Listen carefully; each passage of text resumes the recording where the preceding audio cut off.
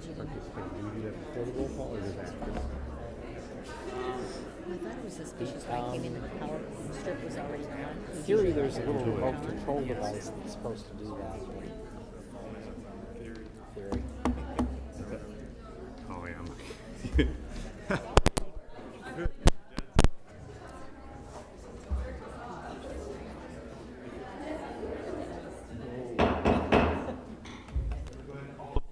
The whole meeting of the Public Safety and Public Works Committee for the Park Ridge City Council for Monday, June 12th. Can I have a roll call, please? Alderman Moran. Here. Alderman Wilkening. Here. Alderman Melissus. Here.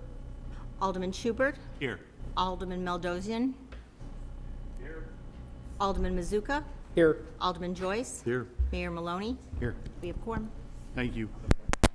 Just to clarify, Alderman Melodosian and Alderman Melissa are both participating electronically this evening. As such, I don't know if we have any votes, but they'll all be roll call votes. And they are both participating electronically because they're traveling for work. But they're not together. It sounds like they are. How do we know? But they're not in the same room, in the same place. Gentlemen, on the phone, if you have something, if you want to make a comment or if you have a question, just say your name or somehow get a hold of the, let John or Mark know that you have a question. So just let us know, okay? Excellent, thank you. And in case, I think we have to, for clarity, identify where the phone is. It is up here in front. First on the agenda is citizens who wish to be heard on a non-agenda item. If anybody's here this evening to speak on something not on the agenda, now would be the time. Seeing none, we will move forward in the agenda. First up is Public Works. And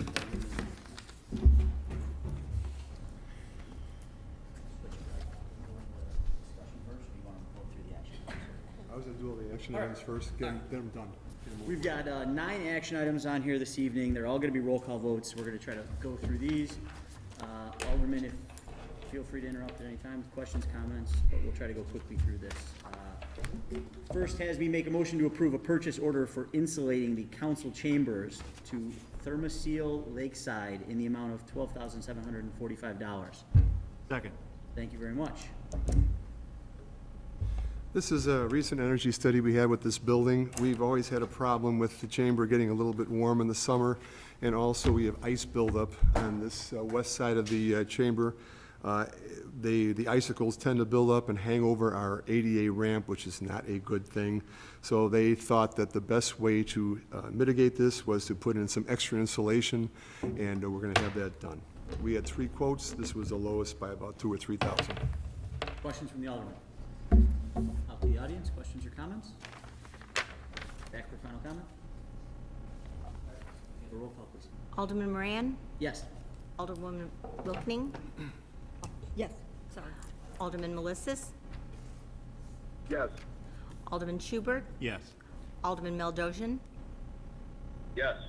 Alderman Mazuka. Yes. Alderman Joyce. Yeah. Passes unanimously. Second item this evening has me make a motion to approve a purchase order for mud jacking to AAA Concrete Raising Company in the amount of $15,750. Second. Much. Director? This is the same price we had last year with this same company, where we reached out to a bunch of companies and we received quotes again from this one.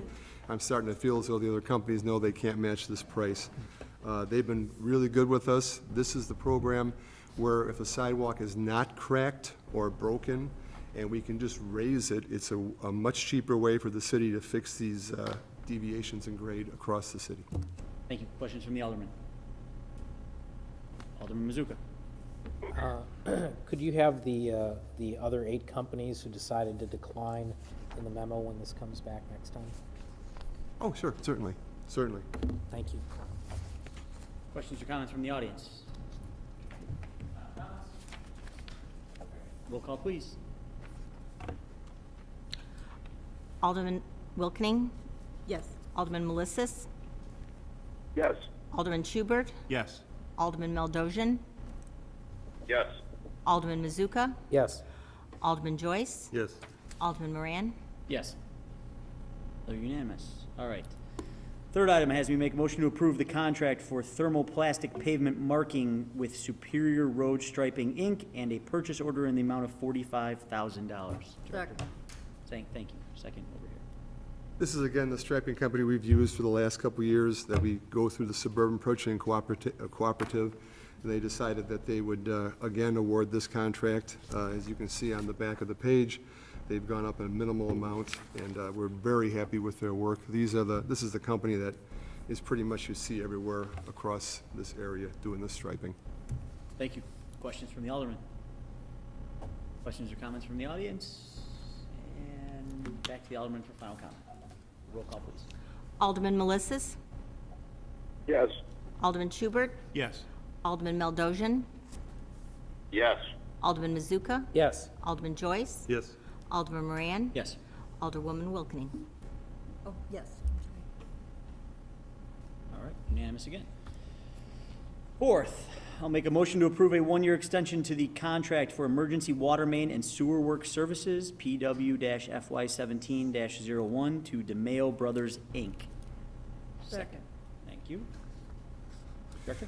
This is a company we've used over the years when we had an emergency call-out. We used them a couple times last year. When we went out to bid last year, they were the only one that bid on these emergency, because a lot of companies, they like to come out and inspect what's going on and give you a price on that. They work with us on time and material. They decided not to raise the time and material costs, and they allow us to work hand in hand with them. A lot of projects, we just need them for their excavator and for their shoring, so they come in, they'll do the job for us, and then we'll take over, and that saves the city a ton of money. I'll ask a question. Do other contractors, in your experience, also allow us to do that? Normally not, but we've just got a working relationship with DeMayo for many, many years, and they go along with this program. Other questions from the Alderman? Questions or comments from the audience? Final comments? All right, roll call, please. Alderman Schubert, Yes. Alderman Meldosian, Yes. Alderman Mazuka, Yes. Alderman Joyce, Yes. Alderman Moran, Yes. Alderwoman Wilkening.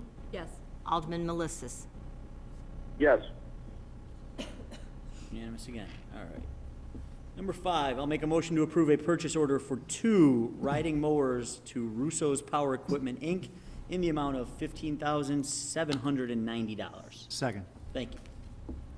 These are 2 mowers we're purchasing that have really, we're replacing the 2 mowers we have that have been very good for us, but they're approaching 20 years old. We went out for bid, and these were the low bid. This also has mulch kits and spare tires for the 2 of them. Excellent.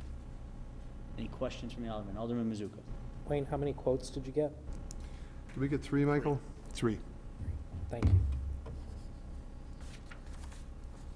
Can we, Question? for the, oh, sorry, I, just to follow up on Alderman Oh, sorry. Mazuka, can we just see those for the final, when this goes to final action? Excellent, thank you. Just wonder what the expected life cycle is for these mowers? We try and get 15 years out of them. These last 2, we got a little longer, probably around that time period. I would say, Mike, you're my expert. Yeah, 15 to 20 years, depends Yeah. on the mower, yeah. They've been really good mowers we've had. Alderman Joyce, that's why I bring my mechanic here once in a while. You're a wise man. I am. Are we getting any warranties with these, or are we relying on the No, expertise full of our? warranties, yeah. Okay. And we'll be auctioning off the old mowers. Excellent. Sounds good. Questions, comments from the audience? Riding mowers? No? Nothing? All right. Back for final comment. And a roll call, please. Alderman Meldosian, Yes. Alderman Mazuka, Yes. Alderman Joyce, Yes. Alderman Moran, Yes. Alderwoman Wilkening. Yes. Alderman Melissus, Yes. Alderman Schubert. Yes.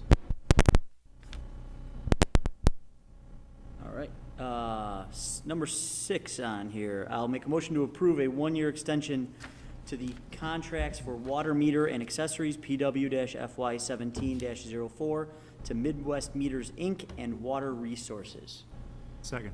Thank you, Director. These are the water meters we purchased to do our 20-year rotation of water meters. As you know, the water meters slow down the older they get. So after 20 years, we replace them with new water meters. Both of these companies have different sizes. In the past, we'd buy from one company only, but we were able to get a better price on the 1.5 meters from one company and a better price on the 5/8 3/4 from another company. So we work with both companies. They've raised the price 2%, and we're good with that because the cost of brass has gone up. Excellent. Questions from the Alderman? Alderman Mazuka. Why wasn't this done as another bid? It This seems was- like we got all the specs on the shelf. We could have just, changed the date and had this go out to bid again and maybe not had to eat the 2% across the board with both of these suppliers. What prevented us from Well, these are only going out two to bid? suppliers that we really have been using in the past. We use a certain type of meter. It's got a nutating disc on it, and those are the ones the city of Park Ridge residents actually like because they're very quiet. If we were to go out for a full bid, we'd have piston displacement involved also. I'm and sorry, those- what's that? Piston displacement, and what those do is they make a clicking noise after a while. I've been told they don't do that any longer, but we're really happy with these two companies, and they're the only two in the area that have this type of meter. I'll ask a question. Is this a cost that the homeowner bears when we switch out their meter, or? No, that's our cost. We pay for it, but we do see a spike in their water usage because the meter actually runs accurately. Almost always, we'll get a phone call saying, all of a sudden I'm paying more for water. Well, that's because it's being actual accurate readings. Gotcha. Okay. By the way, so you know, in developments, anything we do with meters, the original meter is paid for by whoever is building the building or developing a development. Then at that point forward, 20 years from now, we replace we on pay our for it. dime. Got it. Okay. Other questions from the Alderman?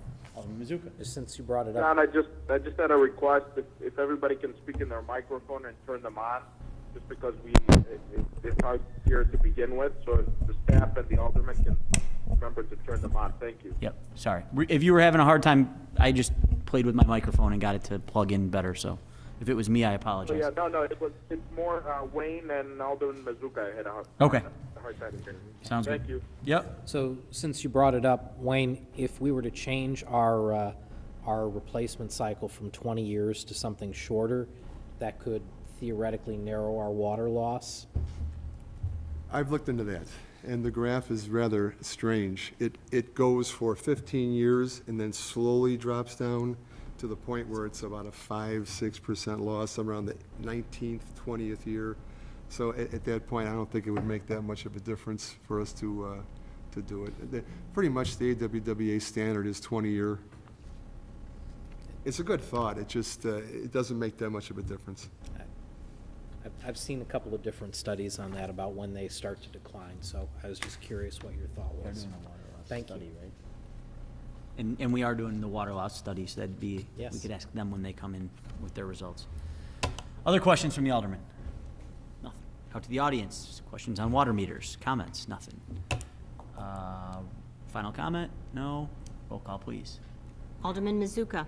Yes. Alderman Joyce. Yes. Alderman Moran. Yes. Alderwoman Wilkening. Yes. Alderman Melissus. Yes. Alderman Schubert. Yes. Alderman Meldosian. Yes. Thank you. Item number 7, I'll make a motion to approve a purchase order for one 2017 Ford Escape S to Curry Motors in Frankfurt, or Curry Motors Frankfurt, Inc., in the amount of $18,557. Second. Thank you. A little while ago, one of our community development cards, number 110, 2005 Ford Taurus, was involved in a traffic accident. It was completely a total loss, no insurance or trade-in money. We went to replace this vehicle with a 2017 Ford Escape through our Northwest Municipal Conference Purchasing Cooperative, the SPC, at a cost of $18,557. Thank you. Questions from the Alderman? Alderman Mazuka. Thank you. So, the car was in an accident in November of last year. Yes. What have we been doing since November? I mean, presumably all the staff in CP&D have been able to get to whatever they need to get to. Why do we need to replace this vehicle that's been out of service for eight months? We've been using pool cars, as we often do in these situations. Plus, a couple of our people that worked in CP&D had some health issues, and they were no longer here for several months. So it actually worked out to the benefit that we had enough cars to make this work at that time. It's also, over the last 8 months, right now, we start getting into the busy season, and everyone's back in full force. Go ahead. A follow-up on that, when we do have employees that are out of action, and Joe, you might even add into this, when we use third-party inspectors, let's say, do they use their own vehicle, or do they report to work and then hop in one of our cars and drive around? We use a third party? Yeah. They use their own vehicle. So when we're outsourcing to a, Well, that was nice. this just got romantic. That wasn't my first thought, but. This is, Oh, she just leaned, somebody, all the lights went out, but we're okay. that was interesting. Give me heart palpitations. You're saying this. All right, so, back to what I was saying, when we do hire in a third-party company, so when we outsource, when we have too many inspections to do, we hire in a third-party company to keep pace with the inflow of work. Those folks don't use one of our fleet vehicles. That's correct. So we're okay there for a little while, but when they come back to work, so that could explain some of it. Alderman Mazuka. So is there an opportunity, I know there's, the city engineer car sits, moved in the parking lot. Is there an opportunity to use that one or some other pool car to avoid having to buy a brand-new car for this one that got totaled? I can't really speak to the engineer's vehicle, but I know that the additional use of the pool car was inconvenient. I mean, it did put pressure on other staff because we couldn't, there weren't enough cars to go around, frankly, but, So that I'm not lot sure. was empty? No, I'm not saying, I'm talking about the two pool cars, and that's pretty much what the CP&D overflow used. So I would say that it's necessary to replace the vehicle. I think that we do need it. We had a vacancy that we budgeted for in CP&D. So when we're fully staffed, we would need this vehicle. Can we designate it as a pool car as opposed to a dedicated CP&D car? The use of more pool vehicles or a pool vehicle strategy has been something we've talked about in this room at various times. But the idea that, every department has to have a dedicated number of cars for a dedicated employee seems for many of the departments not something that you absolutely need, and there's a more efficient way to manage that resource. Could you nominate this car to be a pool car as opposed to dedicated to CP&D? I think that CP&D needs the designated vehicles, frankly, because they have a schedule of inspections and a set body of work that they need to get done. So the pool car, when there's not a pool car available, an employee can take their own vehicle, they could turn in mileage and that kind of thing. But if you're out there every day using the car, which CP&D pretty much, they're doing inspections every day, multiple 10, 15 inspections a day. They need to have a dedicated vehicle that they know that they're gonna have that day, and somebody didn't take it to a conference or something, and then they're kinda out of luck. So I think it's necessary, but, we can look at the pool car concept, but I don't think that this would be one to do that with. Okay, We could do it with other vehicles, though. that other one I mentioned maybe. Excellent, okay. Thank you. I have two questions. First is, there was no insurance or trade-in money. Is that, I would think we'd get some scrap money for it, or was Yeah, it? we got $175 for the car. That was it? And the vehicle was not insured for anything? We're self-insured, so we. Okay, gotcha. Yeah, what it was worth, like I said, we got 3 quotes. Got it. Scrapyard took it. And then- $175. And then a follow-up for you, since you're here, and I never trust the salesperson when he asks me if I want it, rust proofing and undercoating. And, we do it because we keep them for a long time, Okay, out of a. so if you plan to keep your vehicle for 10 years or more, it's not a bad investment. It's worth it. Now we know. It's worth Thank it. you. It definitely is. Yeah. It's All right. money And- well spent if you keep it for a long time. Yes. All right, excellent, thank you. Other questions from the Alderman? Alderman Wilkening? It was a 2005 vehicle, only had 48,000 miles on it. If you had it for 10 or 11 years, you're not putting many miles on this thing. I'm kind of thinking along with Mr. Alderman Mazuka about it. You know, what are you putting, less than 5,000 miles on it in a year? I mean, to have a dedicated car that's, you know, sitting around, I'm laying it out there. It just seemed to me it only had 48,000 miles and it was 11 years old. So, It's just that in an inspection scenario like this, they drive a mile, and then the car sits out there for, 15, 20 minutes going through an inspection, then they drive another mile, or 2 miles, or 3 miles, and then they sit, and they go through a building for half an hour. So you're not putting many miles on it, but you still need the transportation to get to the job. And even with engineering, we have 4 engineers and 3 cars, so we kind of do that pool thing. We try and, rotate around. When someone has work in the office, their guy grabs the cars. So. I just did the quick math, 25, or if they did 5 miles a day, which is a lot going around Park Ridge, that's 6,250 a year.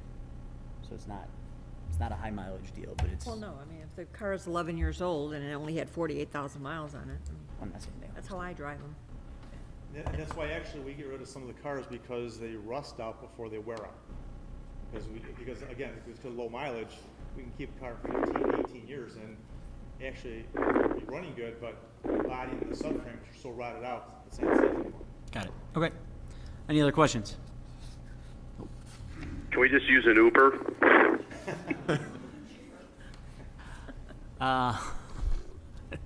It's a whole nother discussion for PNR. Audience, questions or comments? Nope. Back up here, final comment? Nope. Roll call, please. Alderman Joyce. Yes. Yes. Alderwoman Wilkening. Yes. Alderman Melissus. Yes. Alderman Schubert. Yes. Alderman Meldosian. Yes. Alderman Mazuka. No. All right. Passes, but will not be on consent. Number 8, I'll make a motion to approve the contract for upfitting of one Ford F-450 vehicle PW-FY18-05 to Monroe Truck Equipment in the amount of $45,051. Second. Thank you. This is the upfitting of the dump body we get, and we had 16 firms registered for this. Apparently, only 1 bid was opened and given to us from Monroe, who does almost all of our upfitting. Mike, I know you're happy with all they do for us, and this is what it is. This is, whenever we have a truck and we buy these bodies, we let you know we're gonna be upfitting them to put the dump on and the hydraulics and the snow and all that stuff. So this is what we're doing here. Thank you. Questions from the Alderman. Alderman Mazuka. Why do you think 15 firms declined to bid and only 1 decided to give us a number for this? Did procurement mention why? No, I think there's 2 partial reasons. First of all, the dump body on this truck is kind of unique. It's a combination dump body and service body. This is a concrete truck, so it's kind of a unique truck to the fleet. So the concrete department requires a dump body, and then the outside of the dump body is a service body to carry all the tools. So it's limited how many companies sell this body. So This is the I think only there one was we only a have like couple that that, I sold think, it. yeah. And then to narrow it down even further, what happens is that our snowplow is kind of unique, is that not only do we have a hitch for a snowplow that we have standardized, we also have leaf baskets that have to fit on there in the fall. So it has got to be standardized. So I think that kind of limits some of the companies don't want to buy from somebody else to make the bid. If that makes sense. So we've structured how we use this equipment to be unique to the point where Well, only certain- 1 company can actually do certain- it? Certain piece of equipment, like I said, the having a separate snowplow piece we of have equipment. has a mount on it that it's standardized throughout our fleet, but we have to have other equipment fit on there. So we've already have leaf baskets that we use in the fall that has to fit this. Now, not that other companies can't do this, I don't think they're willing to. And this is the first time I've had 1 bid on a dump truck. Yeah, I'm just, we had one tonight where we've got, we were 1 for 9, and this one we're 1 for 16. Right. That doesn't feel like a good competitive event. And I'm wondering, why why we're seeing that a little bit more maybe on this agenda than others, so, thank you. Question, Mike, is this, similar in pricing to what we've paid for these upfittings in the past, or is it higher? Just to get to This is a the, little higher due to the unique dump body. okay, Like I said, this body is very unique for the concrete crew. Typically, on these trucks, we have just a standard dump body. This truck has, I said, a combination body, which is a dump body with a service body, and it's unique to like special landscapers or concrete crews use these trucks. okay, And that's exactly what this is for the concrete crew. excellent. Thank you very much. Other questions from the Alderman? Questions or comments in the audience? Comment? Roll call, please. Alderman Moran. Yes. Alderman Wilkening. Yes. Alderman Melissus. Yes. Alderman Schubert. Yes. Alderman Meldosian. Yes. Alderman Mazuka. Yes. Alderman Joyce. Yes. And finally, this evening on the action items, I'll make a motion to approve a purchase order for one backhoe breaker to McCann Industries in the amount of $18,050. Second. Thank you. This is the breaker that fits on the backhoe we recently purchased. We received 4 quotes, and this was the lowest one with McCann Industries, who's a good company we deal with all the time. And this is the giant breaker that breaks out the big concrete and frosted ground, and we have water main breaks. You see the backhoe with that, instead of guys with jackhammers, this is that big breaker that's pounding through everything. So, good price, good company for a new backhoe. Gotcha. And this was the old one. I know I talked to some of the guys on the street about it. You guys had sort of retrofitted one of our old breakers, but it wasn't very effective. Is that correct? This is replacing an old breaker Yeah. going on the new machine, correct? Gotcha. Okay. Thank you. Questions from the Alderman? Nope. Questions, comments in the audience? Nothing. All right. Final comments? Oh. All right. Roll call, please. Alderwoman Wilkening. Oh, yes. Alderman Melissus. Yes. Alderman Schubert. Yes. Alderman Meldosian. Yes. Alderman Mazuka. Yes. Alderman Joyce. Yes. Alderman Moran. Yes. Thank you. So that concludes our action items this evening. For those of you who are all the government students, I'm guessing, that are in the audience, thanks for coming. Not that you had much of a choice. But that's kind of the housekeeping aspect of what we're doing here tonight. The actual discussion items this evening are pretty good ones for you to be here and attend a meeting. This should get kind of interesting. We're going to have 3 discussions this evening. 2 presentations are going to accompany those. The first we're going to go through is the Stormwater Master Plan presentation. And this it's not the entire city master plan, but a section of the plan that's being put together by our consultants who are sitting up there in the front row in their ties, is what level of protection we would like to achieve when it comes to sewer backup into people's houses. And how much would that each level cost us as taxpayers to fund to implement projects that would effectively give us a certain level of protection. So they're going to take us through a presentation tonight. Then we're going to discuss what we see, the numbers, and a lot of us have had some sneak peek to it because we've been given the slideshow a little bit early, but we'll get a chance to ask them questions. There will be an opportunity for members of the audience to ask questions or give their feedback and comments, which, based on the number, we're probably going to limit to 3 minutes per comment. And then we'll, from that, give them some direction to go with. There will be a second discussion that's going to be similar to this, that's going to address overland flooding. So there's some neighborhoods and areas in Park Ridge where the water comes out from the storm sewers and floods into neighborhoods, and the residents who flood in those neighborhoods get water in through their their window wells, in through their front doors, in their garages, if they have downsloping driveways, things like that. So that's going to be a different discussion, different types of solutions to address those problems versus the one we're having tonight. Then if you stick around long enough, and I don't know how long Mr. Trenko is making you stay, but we're going to have a discussion about uptown parking. Same kind of thing. This will be the first time we see it as far as how to address some of the concerns our residents, our employees, and employers and customers and commuters have with Uptown parking. So if you want to stick around for both of those, you're more than welcome to. Without further ado, I'd like to have the folks from Christopher Burke Engineering come up. I think we're gonna, there we go. I did that with my finger like that. And we'll dim the lights a little bit and go through a slideshow. I'm actually gonna move and sit over there. Whoops, thank you.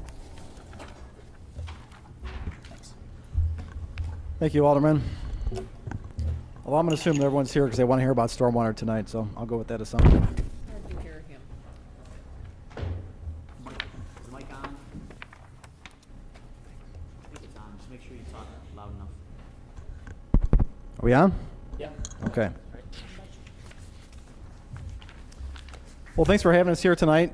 We're excited to talk about this. This is kind of a major step in the process tonight to make some, to have an important discussion and to make some, hopefully some important decisions as it relates to the stormwater plan and specifically the issue of sewer backup.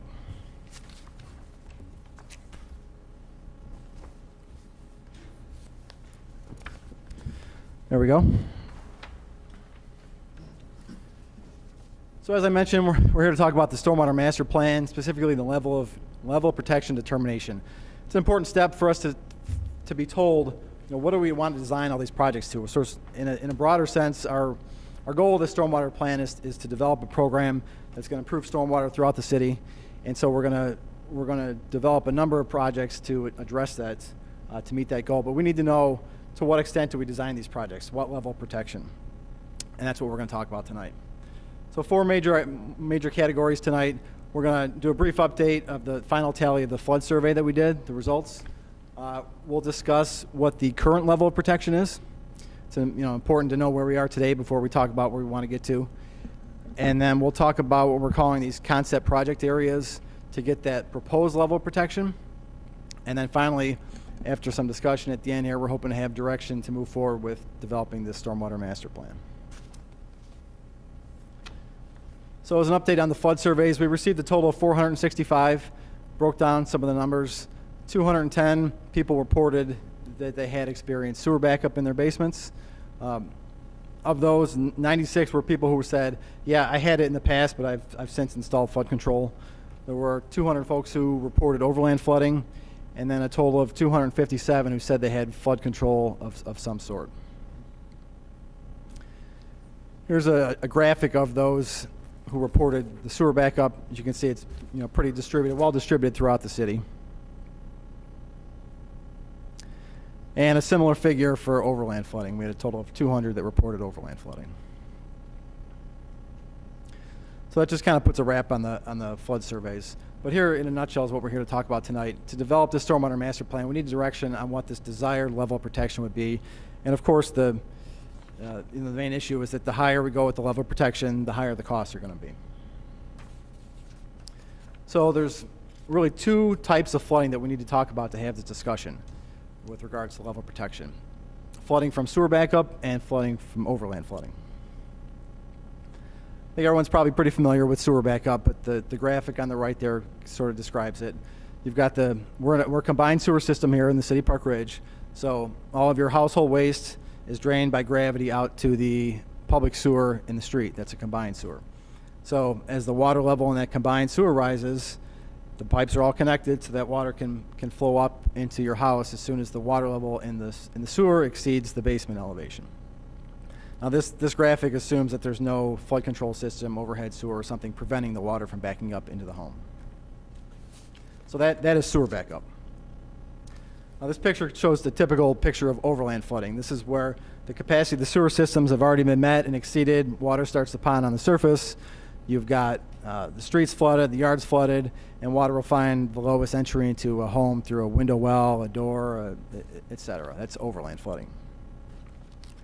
So going back to your original request for a stormwater master plan, you described a comprehensive citywide level of protection.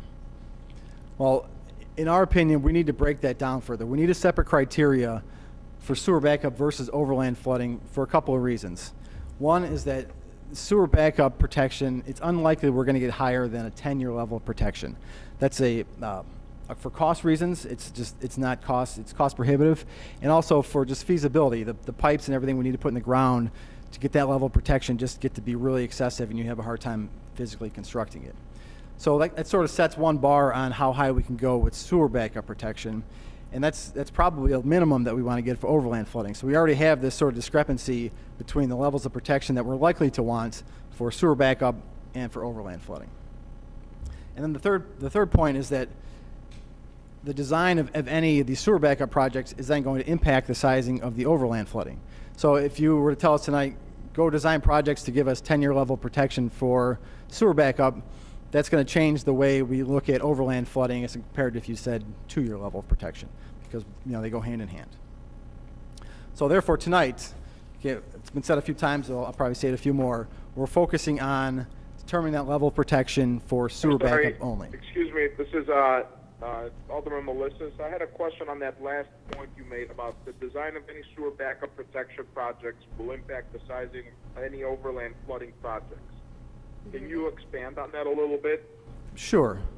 Really quick, just for Repeat people who the might be question. watching later, yeah, can we Yeah, I repeat think the question was, could I expand on basically the third bullet on the screen here under the red sentence, saying that design of any sewer backup protection projects will impact the sizing of overland flooding projects. I guess simply, the water enters the sewers first. So if we're going to design new sewers to address basement backup, the capacity we assign to those sewers is then going to have an impact on how much more capacity we need to protect for overland flooding. So the higher we make the level of protection for sewer backup, the less additional costs there would be to design for overland flooding. Does that make sense? Does that answer your question, Alderman Mazuka? Or Alderman Melissus? So, yeah, I'm trying to decipher from what I can hear from the phone. So are you saying it's a matter of capacity or a matter of cost? So depending on how high we go on sewer backup, it might affect because of cost or because the capacity might be too small to be efficient for the overland flooding project. I think... That makes sense? I'm not sure I got all that. I think, Nick, let me try to get this right for you. If we decide to put bigger pipes in the ground to handle the sewer backup problem, that would also relieve some of the overland flooding issues that we have. We would just have more detention underground, period. And therefore, some of the modeling for overland flooding would be altered by that. It's not necessarily... We don't know that it would make it cheaper. I assume it would, but the modeling would change. That's why this is coming before the Right, it's kind of an overland issue flooding of, discussion. you got variables on top of variables. We need to sort of set, what are we doing with the sewer backup, because, the water gets into the sewers first, and then once we establish that, we can decide how much additional resources we need to put to overland flooding. That help, Nick? Got it. Okay, Yep. thanks. Sure. So let's talk about what level of protection we have today. So we can estimate the percent of the city that is at risk of backup for all sorts of different storms based on the citywide sewer model that we put together back in 2010. Now that, as part of this process, that model's been updated in a lot of ways. We've taken all the work we did as part of the stormwater utility study to update our impervious area database. And then we've also have this latest round of flood questionnaires, information we gathered from there, pictures, and we use those to calibrate the model, to make sure it's as accurate as can be. We also have had, of course, it's unfortunate when we have major flood events, but they give us data points that we can use to make sure that our model is correct. So we've had, since the sewer model was built, we've had two pretty major flood events, both in 2013, both about 25-year events. One was in April. That was a little bit more of a longer duration. We had about 5.5 inches over the course of 24 hours. And then again in June, we had lesser rain, but in a much shorter time period, so a more high-intensity storm. And so we're able to run the model for these storms. We get the rainfall data, we plug it in, and we say, what does the model tell us as far as how high the water gets? And then we try to sort of match that up to what people showed us in pictures, what they said in the flood questionnaires, to make sure that we're accounting for things properly. Can I have just a question on that? Sure. So how was the 25-year recurrence interval calculated? Was that based on rainfall curves or? Yeah, so that's based on that depth and duration, in comparison to the rainfall statistics that the Illinois State Water Survey pairs. They're Bolton And 70 when were statistics. those updated? And that's not a fair question, but was this a fairly recent update for those curves? I'm getting into additional intensities based on our changing environment. We have Right, those- 25 years and 2 months there, so. Sure. No, that data I think was published back in the 90s. I think I've heard discussion of the state water survey updating that data, but it hasn't happened yet. So the Bolton 70 rainfall data is sort of the industry standard for rainfall Industry statistics. standard, but it's still kind of misleading because it really hasn't been updated to reflect our current weather environment.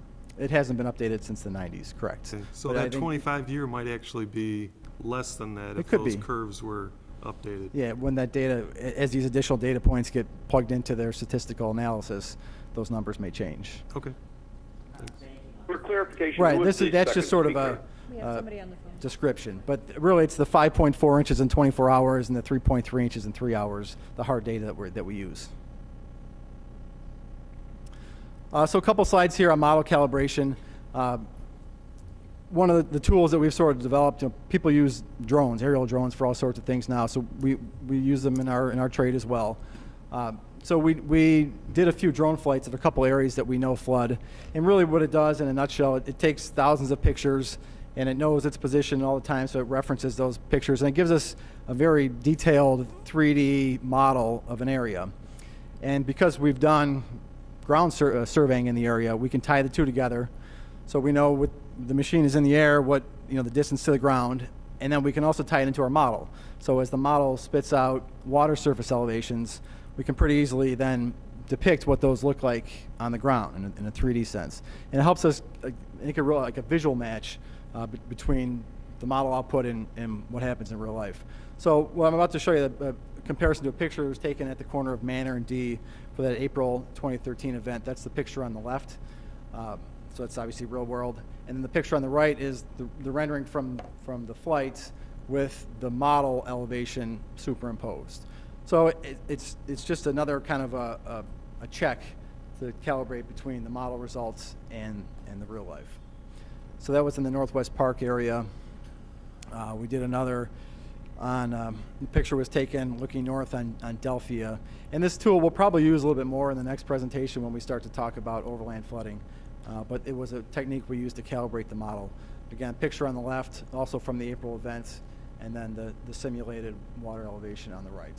So overall, we feel like we've got a pretty accurate model. It's important, since we're basing all these decisions on that model, for us to, at the start here, to be as accurate as we can be.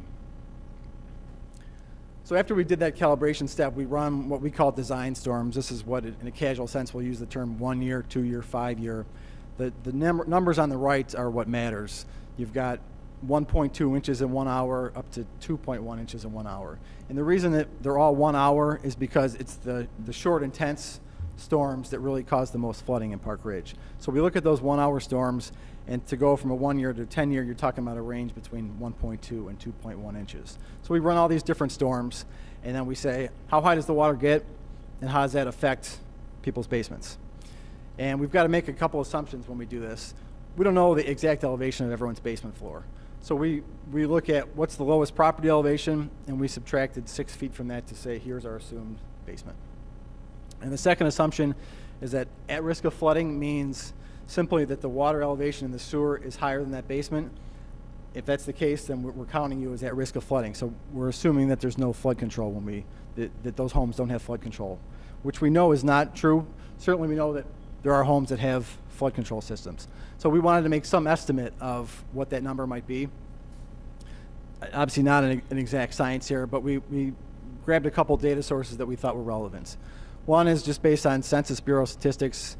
Let me back up for a second. We're focusing on single family homes only, because that's just the bulk of the properties in the city. So based on Census Bureau stats, we can compare how many homes there were in roughly 1970 when overhead sewers became the norm, became required, to today. And that's a difference of about 1,600 homes. And then based on permit records that you've kept since 2002, I'm sorry, the first was 1,300. Based on the permits, there's been another 1,600. Certainly there were some before you started keeping records of permits that installed flood control. And then we also made a slight assumption of, maybe for every 5 people who are getting a permit, there's someone who's doing some type of flood control system. Maybe it's not overhead sewer, maybe it's an interior check valve of some sort. They're doing some sort of flood control without a permit. So you add all those up, that's about 3,500 homes, works out to be about 30% of the single-family properties in the city. So that's kind of our assumption, is that we think about 30% maybe have flood control systems. Alden. A quick question. Sure. For a typical flood control system, do they get overwhelmed in a storm, or do they offer a similar level of protection construct? Well, there's a number of different types of flood control systems. Overhead sewers, where any basement plumbing get pumped up to a higher elevation and then drain out by gravity. That's the most, if you want to use the word foolproof. It's really independent of the water elevation in the sewer system. So barring some really unique situation, overhead sewers are full protection. If you have a system like a check valve, it works so long as nothing gets stuck in the valve, that there's nothing physically preventing it from working. So it really depends on the type of system. Assuming the system is maintained properly and, designed reasonably, 31% of our single-family homes, we're estimating, have 100-year protection on sewer backup, or whatever large the maps I'm number. about to show you, since we don't know for sure and we don't know specifically where these homes are, all of them, we're just comparing the water elevations to the basement elevations. But just as a kind of a data point for you, we're assuming that roughly 30% of homes citywide have sewer backup protection. And they have something that approximates foolproof protection. Yes. Thank you. I have a question about that. Sure. So, even with the check valve flood control, aren't they susceptible to sewer backup, or at least water backup, if the level in the street was high enough to come into that well, the pit? Was the question, are check valves fail-safe? Well, no, there's a bypass on a typical check valve that if the water were to go into that, that 4-foot diameter Sure. pit, the check valves are installed in. Flood into that pit, does that create backup into the house? I mean, it's going to depend on the particular product and how robust the product is. I mean, they work on head differential, so if one side has too much pressure to flow through the valve, it's really, I can't say that every check valve is going to be fail-safe under every circumstance. I don't know. So we haven't really used it. We're not using this 30% number really in any way other than just to give you an idea of what we think may be out there in terms of flood protection. May I ask a question? Sure. You spoke of overhead sewers having everything pumped out. Is this dependent upon us having electricity, or does this work without, if your power is out?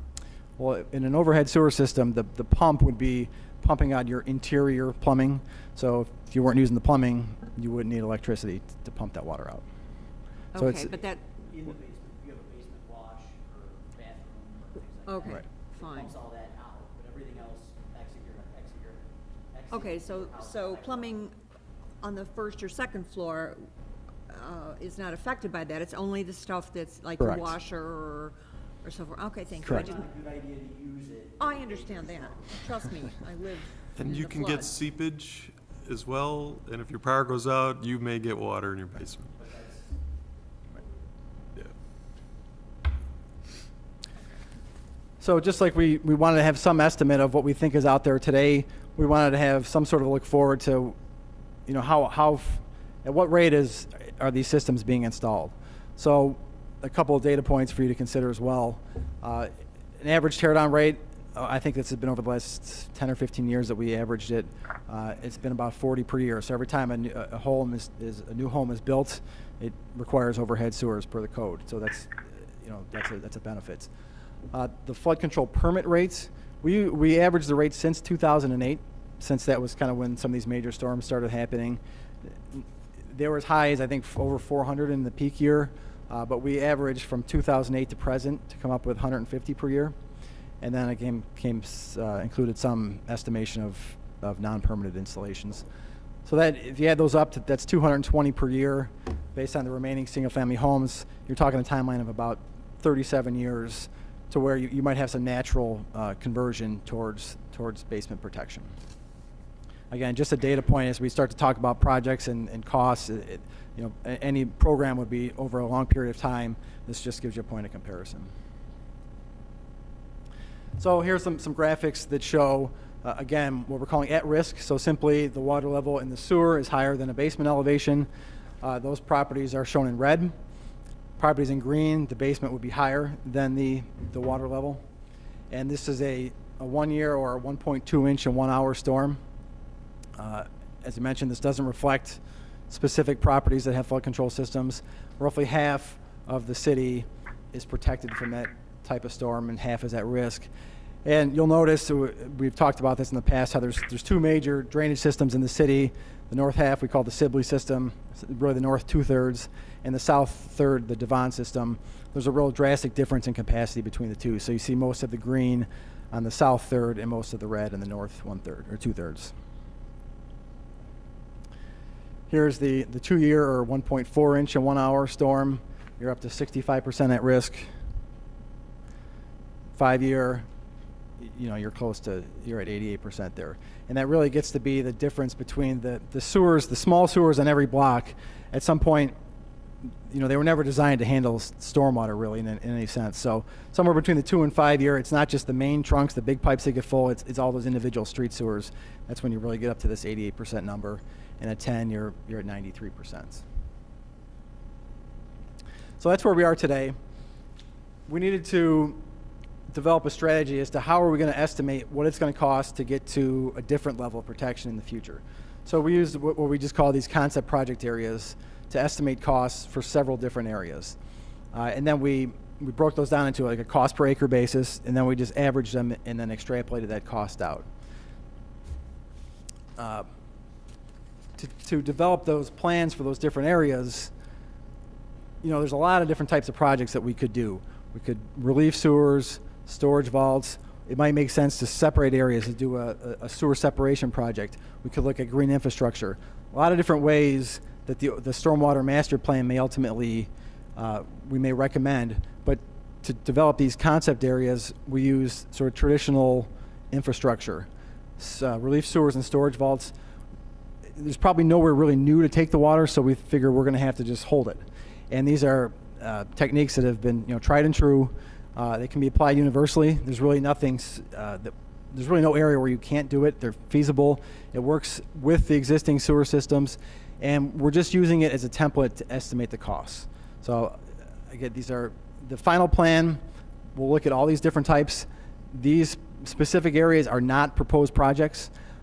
We may find that it's more cost effective to look at larger areas. It may be more cost effective to look at smaller areas. These are really just to say, here's what it would take what would the cost be for this specific area, average it, and let's come up with a cost for the entire city. So these are the 7 areas that we selected. They were based on all those different colored shapes in there. That was from the citywide sewer study. Those are broken down based on just the layout of the sewer system. We call those drainage sub-areas. Originally, we had talked going back to our proposal, to do 2 or 3 areas, and as we started to do it, we felt like it wasn't, we were concerned that one area may be high, and we were going to extrapolate that cost out to create an area. So we started adding more and more and more, and we ended up with 7 different areas. So we're covering roughly 20% of the combined sewer area, which is about 3,400 acres. So we feel like we've got a pretty good representation as far as the different areas of the city and different particulars of the sewer system covered. So in each of those 7 black areas, as I'll show you in a second here, in each of those 7 different areas, we developed concept plans to say what would it take to get to a 2-year level of protection, a 5-year, and a 10-year.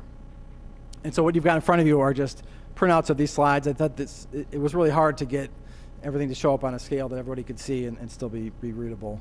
But what you're seeing here are side-by-side 3 different plans for 3 different levels of protection, all covering the same 73 acres, which is outlined in black here. So this is one area, one drainage sub-area that was identified in the citywide study. 73 acres, and this area happened to have almost a 2-year level of protection existing. So you see on the left, for the 2-year, there's not a lot of improvements other than one underground storage vault. As you step through then to the right, now you're in the center figure, you've got a 5-year plan. The storage vault gets a little bit bigger. You start to have to add some relief sewers. Again, on the right, the 10-year figure, the vault gets a little bit bigger still. The sizes of those relief sewers get a little bit larger. So as you progress from left to right, of course, the costs go up. So for this particular example, on the left, the 2-year was a cost of about $26,000 per acre, ranging to $45,000 for the 10-year. So basically, we did this for all 7 areas. Here's area 2. Again, these are all combinations of underground storage vaults and relief sewers. Again, left is the 2-year, center is the 5-year, right is the 10-year. The costs escalate from $19,000 to $40,000 per acre. Number 3 happened to be a little bit more extensive, just based on the existing sewer system, the capacity that was available. We needed to do some more extensive improvements here to get those different levels of protection. This is why we thought it was important to do more than just 2 or 3 areas, but to make sure we captured drainage areas like this that needed more work. Number 4 is up kind of northwest part of the city, Rand and Potter area. Again, more relief sewers, more storage vaults. The cost per acre here, as we mentioned, that the Sibley system has less capacity, so the cost per acre in these Sibley projects was a little bit higher. This was a 140-acre area. Number 5, similar situation. We're talking about relief sewers, storage vaults, costs ranging from $34,000 to $52,000 per acre. And if you have specific questions on any of these, feel free to ask me, but I was trying not to get bogged down in the specifics of each individual project. We're really interested in that cost per acre number in averaging those numbers. That's just on area 5. Mm-hmm. That's underneath the part of the golf course. Where we show the vault? Yes. Yeah, initially we started looking at areas where there was some sort of an open space. Where we're showing storage, we're assuming it to be underground. So in areas where we happen to show it in the park, we thought, well, a storage vault is the most cost-effective way to put a large amount of storage underground as opposed to pipes. So wherever we could place it in an open space, we did that. And then as we had done 5 of those, we thought, maybe some areas aren't going to have that available to us. We need to have some options where we just strictly have oversized pipes under the streets. And this is one of those areas. This particular area happened to be more cost effective. These costs were fairly low. And then the 7th area, yes. In your cost estimates for these vaults, have you factored in any land acquisition cost? We have not. Thank you. And here's our 7th and final area, a 70-acre area where we assume that all the storage would be put under the streets in the form of oversized sewers. And you can see some of the sizes get to be really large box culverts because this area just needed that additional capacity. So this is, I think, our most expensive project per acre. So when you take those 7 projects, those 7 concept areas, average up the cost per acre for the 2, the 5, and the 10, that's what you get there, $32,000, $51,000, and $62,000 per acre to get those 3 levels of protection. Now we took that and then we extrapolated that out to the full area. And the way we did that was the full area was 3,400 acres. So it was 3,400 times those costs per acre. But then we discounted. So for the 2-year, there was roughly a 40% level protection. So there's a 35% protection. So we discounted that by 35% because we said that those areas already have some protection. Same for the 5, wherever. Basically, we didn't extrapolate that cost out to areas that already had that level of protection. And when you do that, That's the red and the green. The red and the green, yes. Maps that we have. If Right. it was an area that was already green, we Right. assumed we weren't going to go and install anything in those. Right. So basically, 3,400 acres minus the green areas is the acreage that we multiplied by this dollars per acre number. And in a nutshell, here it is. So this is our estimate of what it would cost to provide sewer backup protection for the 2, 5, and 10-year level, ranging from $71 to $194 million. And those are in 2017 dollars. Now, I think it's important to put into context those costs on a per parcel basis.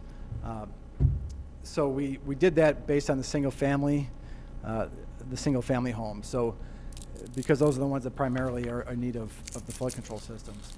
So if you take those same costs and then you divide it by the 11,600 single family parcels in the city, you see a cost per parcel.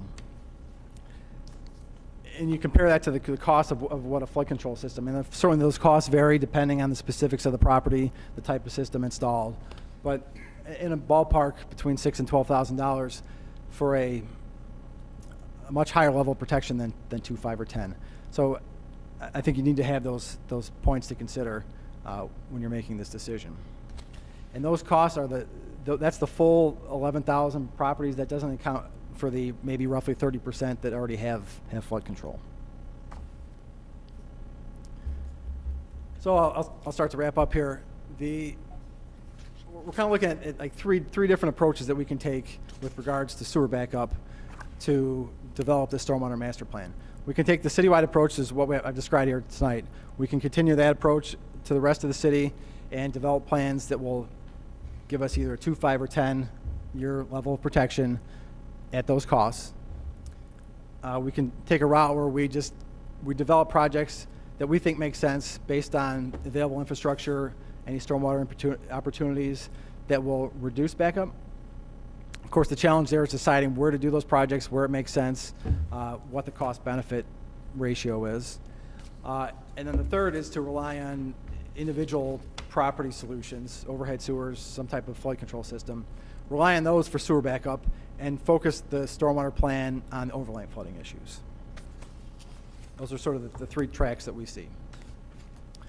So, broader next steps, we're looking to receive direction on the sewer backup issue. How do you want us to proceed on that? Because that's really the next step we need to decide to move forward.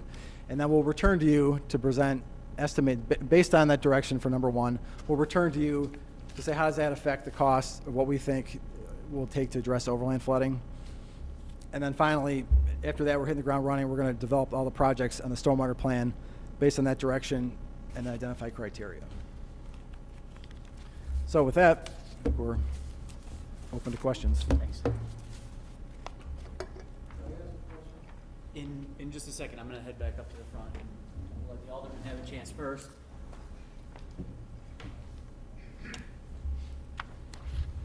I have a question. Yep. Yeah, we're going to let the alderman ask some questions, then the audience, questions or comments, then back here, okay? Kind of the same way we do the action items. Is that Alderman Melissus? No, that was Alderman Meladosian first. Okay, Alderman Meladosian.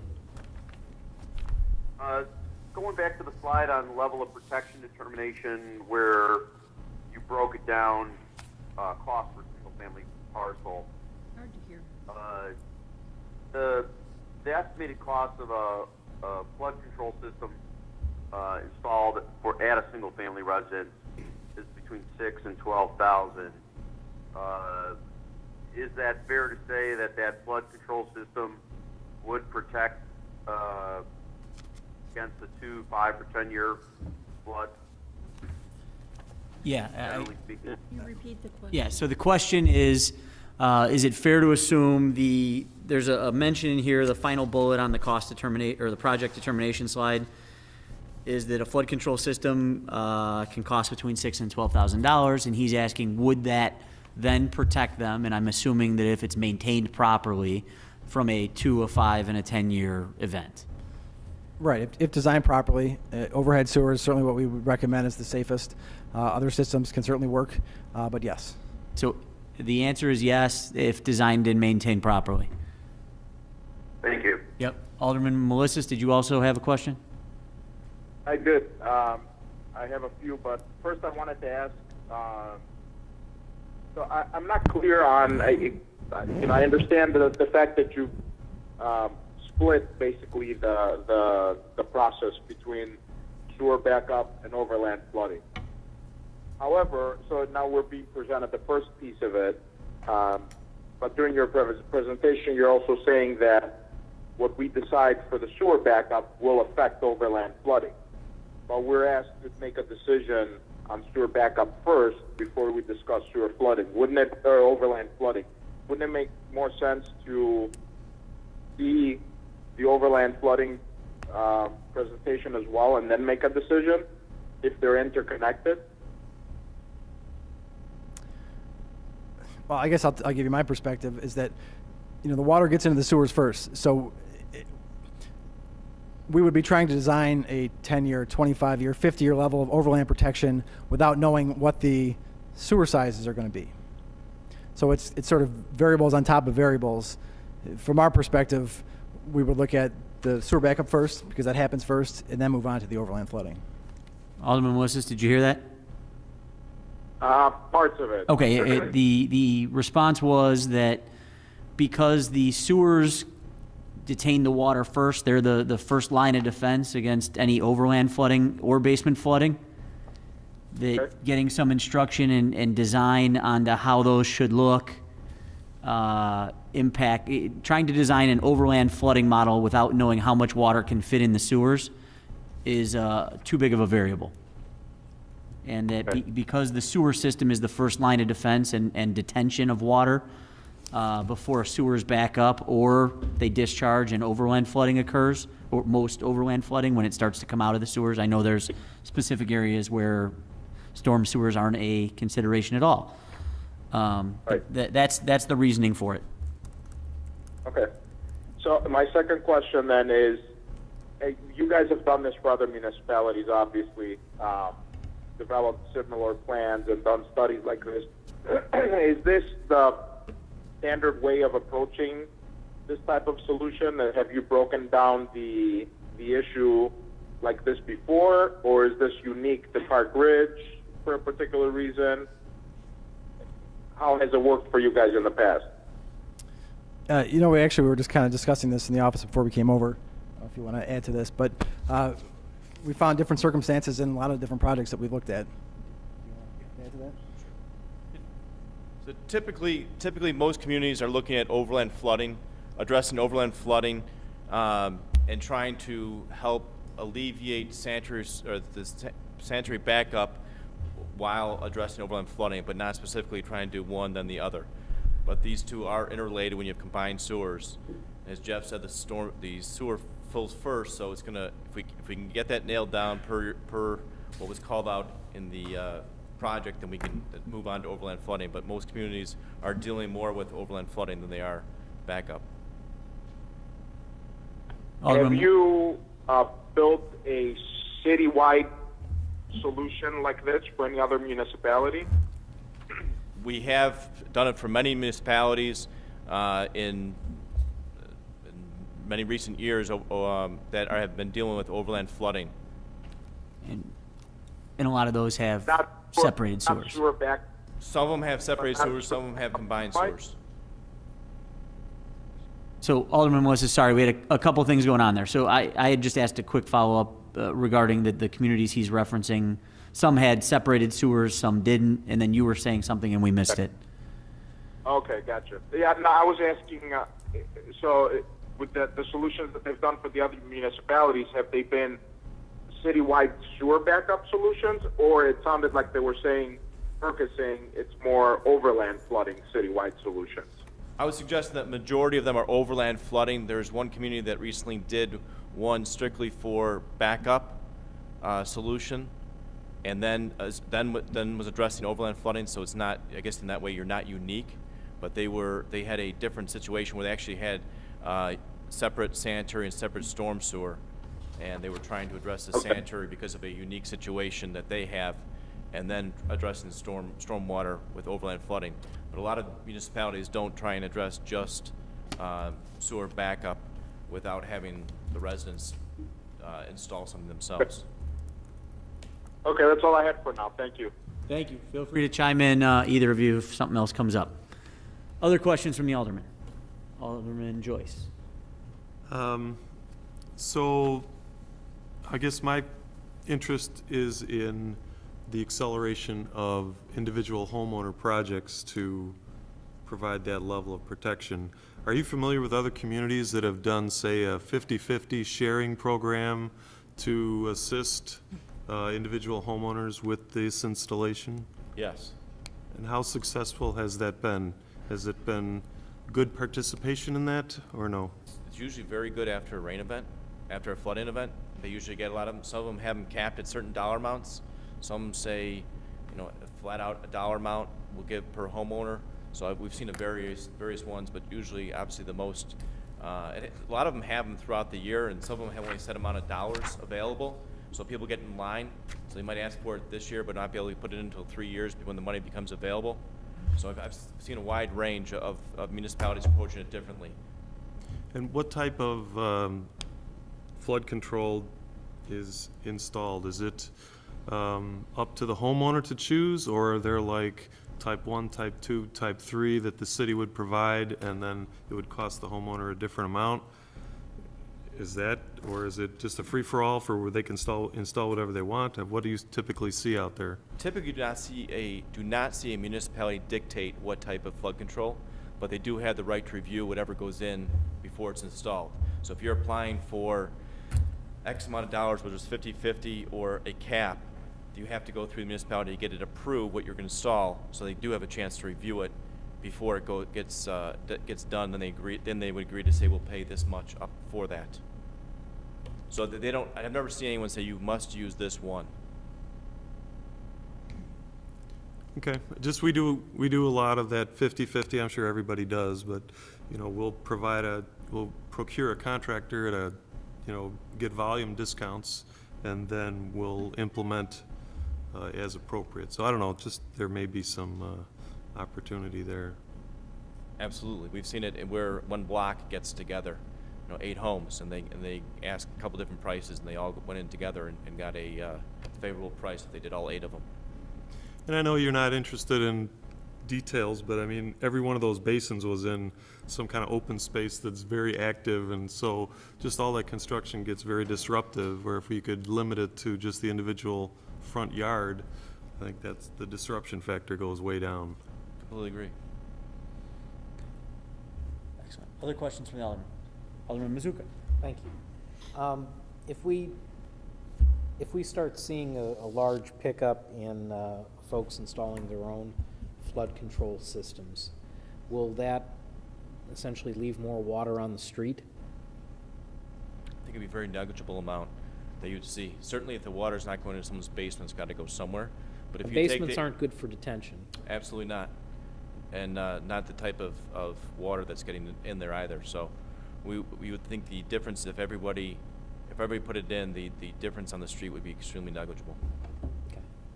So if we said this is the citywide solution in some respect, that we wouldn't have to do a ton of extra engineering to deal with that extra water that's going to be on the street. Correct. We would assume that assume that there's no additional storage, or we don't count for storage in the basements. We assume that's all having to be dealt with in the sewers in the street. And that would then, once you've made that call, then you would be able to decide what you need to do on the streets to deal with the overland flooding issue. Thank you. Additional questions from the Alderman? Alderman Wilkeny. How did you decide the 7 or however many things, how did you decide to look at those areas in particular? Because interestingly, if you see, most of them are on the south end of town, and from your other red and green map, it seems as though those are not typically necessarily the most heavily flooded areas. It seems that much of it is centered around the more Well, there's 7, and there's 3 in the north and 4 in the south. So I guess per area, there may be slightly weighted to the south. It's weighted to the south. As far as how they were selected, the different colored shapes are things that we had determined years ago, just based on the layout of the sewer system. So the way the sewers happen to flow together, the way the land drains, those different colored shapes are what we call sub areas. So we just started out by randomly selecting a sub area and saying, what would it take to get this up to this certain level of protection? Well, that's all well and good, but again, some of these other areas flood a lot more, and would their cost be higher per project? Well, I guess our approach is we felt we've done enough in these 7 areas to have an average that's going to reflect the highs and the lows. You remember one of those areas, I think number 7 was really high. That was $100 and some thousand per acre. So that when you average that out altogether with the other 6 areas, we feel it's a representative number for the entire city. Thank you. Thank you. Alderman Mizuko. Thank you. One of the things that you mentioned as a potential approach is looking at opportunities to reduce sewer backup. It seems that the only opportunities that would make sense are ones where the city is actually the most efficient provider of that solution. And from the data you've shown so far, it looks like residents would actually be far better off on average putting in their own flood control systems than having the city do any sort of sewer backup mitigation projects. But I guess in the other work that you've done, I know it's a little early maybe to predict here, but in other work you've done, have you seen opportunities where it's actually cheaper for the city to provide some mitigation from, kind of from the top down? Do you see cost benefits analysis justifying that for sewer backup projects? I have seen some that are close. Usually it ends up sort of being close. I don't know that I've done one that is extrapolated out to such a large area where we're talking about so many properties. But certainly there have been some where it's been close and it's been kind of a point of discussion. You have any you can think of? In a unique situation where the sanitary was influenced by factors outside of the municipality, that's when there was a trade-off, and it was very close for as the municipality taking action as opposed to every homeowner trying to do it themselves. I don't think the numbers bear out in this situation, but that was a unique situation. So the odds are extremely unlikely that we would find anything in our case, upon further investigation, where it makes sense for the city to provide this en masse. Just looking at the From costs? a cost-benefit standpoint. Correct. Thank you. Mr. Mayor, anything? Other questions from the alderman before we got to the audience? I got another one. Yep, Alderman Joyce. Just a concern is that, say we select a 5-year level of protection. First of all, I'm skeptical that 5 years is really what it means and what people would interpret it as. But we could definitely have, we could spend a lot of money, we could have a lot of disruption all over town, and then we could have 2 back-to-back 25-year storms in 2 months, and we would pack the house with people saying we've wasted their money, and people would be very upset. So More of a comment than a question, but. that was a that was a that's concern. okay. I labeled it as That's a correct. concern. His concern is accurate, Right. correct? And addressing And there's yours. Alderman Joyce, your comment about the rainfall, we completely agree. We've done our own study. We think it's higher, but to be consistent with other municipalities and what the ordinance of the different municipalities require. I mean, even, the MWRD new watershed management ordinance still adopted Bulletin 70 as the regional accepted rainfall value. So we thought it's best to stay with that instead of using something that was different and then having to explain that and having someone assume that we were trying to use inflated rainfall values. Understood, but, the average citizen's gonna struggle getting those back-to-back 25-year Absolutely. storms, trying to get that explanation, so. Absolutely. All right. And I just did some quick, I'll save it for comments. Okay, if we go out to the audience? Any staff input on any of this? Wayne, you're good?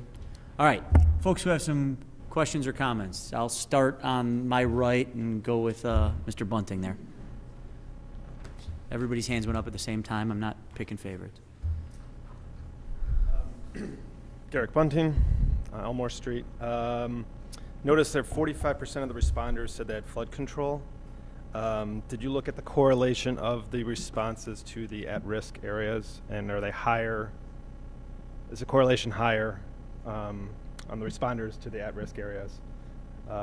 Because your estimate of 31% seems low based on that. I'm sorry. Did we correlate the address to the Correlate the responders to Yeah, I didn't include it here, but Basically, people responded to people who were I guess I'd go back to these maps. That Yeah, did you do an overlay of the We dots did. versus the colors? we did. We ultimately did include it in the presentation. I think we had at the open house. We had a graphic Yeah. that showed the responders. We've since got more responses, but the pattern is the same. I wouldn't say there weren't any real specific clusters. If you look at the responders, these are sewer backup, these are overland flooding that make up the bulk of the responses. They're not exactly the same, but these are, fairly similar. People responded one way or the other. So I guess it's a follow-up then, is 45% of the responders who have flood control versus your 31%. Do you think it's more accurate saying the 45% based on the distribution of the responders? No, I mean, I guess I don't know that people would be more likely to respond. Well, I guess I was surprised at how at the 96 who have since got the sewer backup protection, the flood control, but they still responded. Yeah, so 210 have the sewer backup. yeah, so there were 96 people who had flooded, then put in flood control, but still felt compelled to respond. I can't believe there's 114 who flooded and then didn't, but that's just me. That's a lot of money. That's a lot of money for people. True. One more over there in the back. Name and address if you wish to give it, please.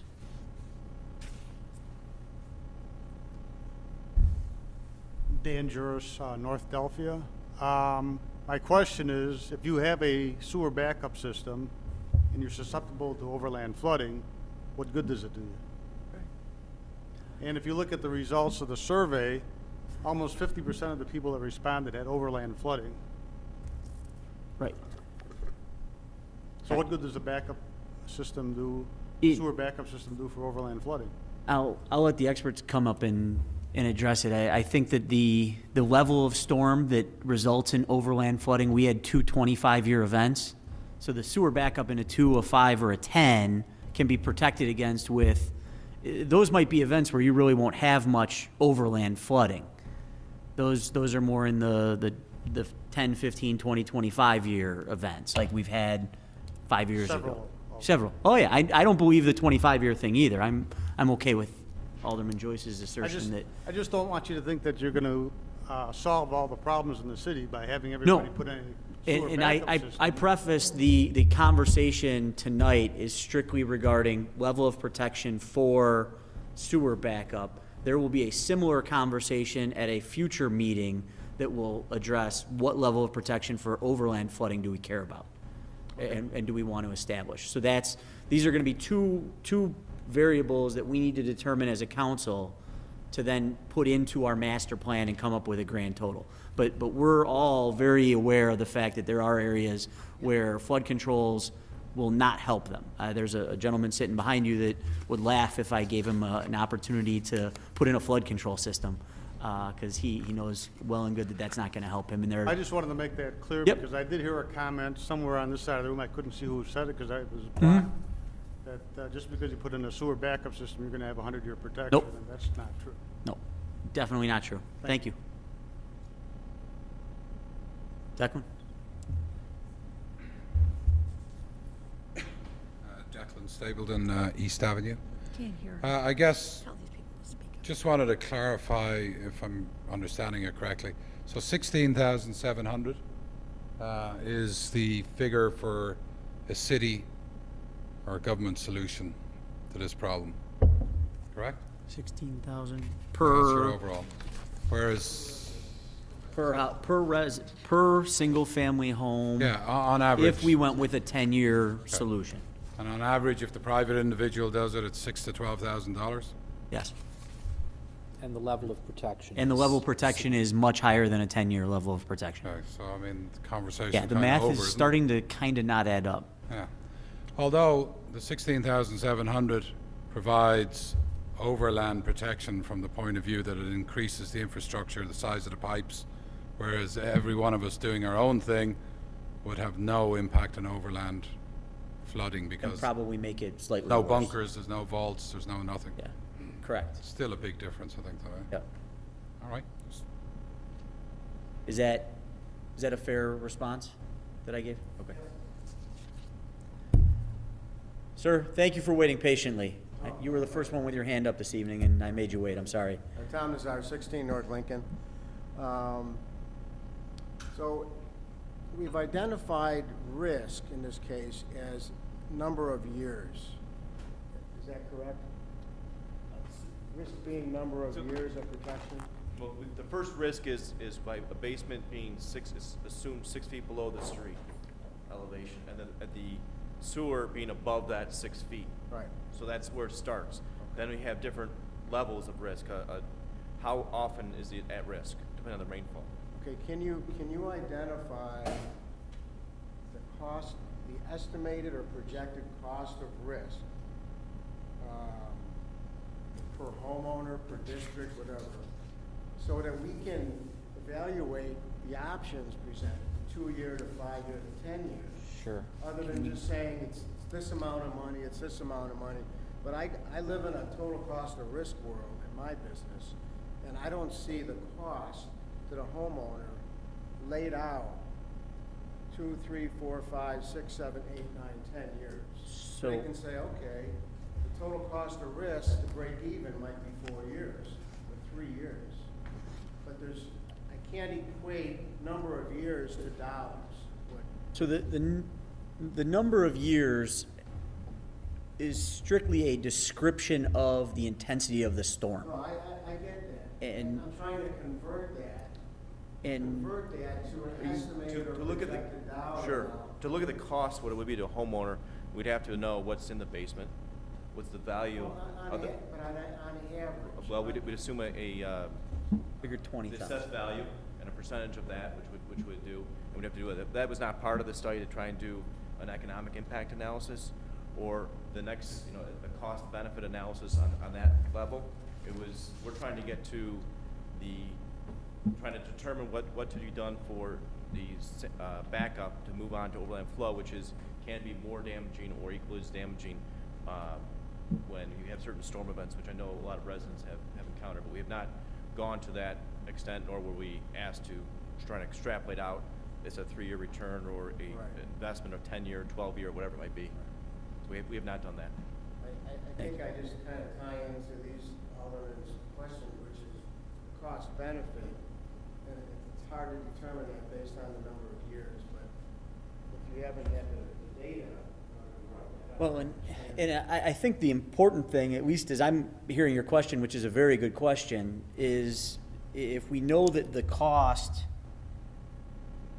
to do individual flood control systems is significantly less per household and provides more benefit, that's clearly a better cost-benefit analysis. It's a less cost, more benefit, meaning 100-year protection or whatever we're assuming an overhead sewer or check valve would be. Well, we could take that to an extreme, though, go 25, 30 years, and it's gonna be a lot cheaper per. Exactly. I mean, this right? is. So, but I'm just trying to say, to determine the options, I don't think we were presented with the costs in order to determine which option is better, 5-year or 10-year. Alderman Mazuka. Just as a Follow up. comment. Yep.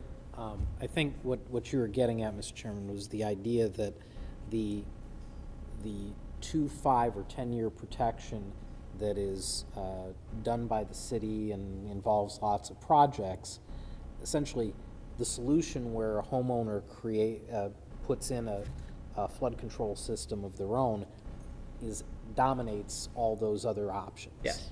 From a cost standpoint, from a benefit standpoint, it dominates the options. So the only option you would make for sewer backup is, do I put in a flood control system, or is the stuff that's in my basement Or do I not take the worth risk? enough and I Yeah. take the risk? Yeah.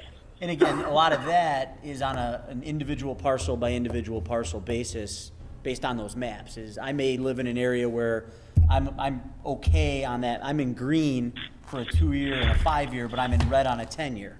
So now I have to individually decide whether it's worth it to invest the $12,000 in my home, or once every 10 years bite the bullet for 15,000. And again, if the best solution out there is an individual homeowner solution or a homeowner-driven solution, potentially with city alternatives involved or funding involved, then there's a clear onus on the homeowner to decide whether it's worth the risk to them or worth the investment to them. And most homes, just this is extrapolating out even further, most, at least I know when I have friends who are looking for a home in Park Ridge, I tell them the first question they should ask is, did this house flood and does it have protection?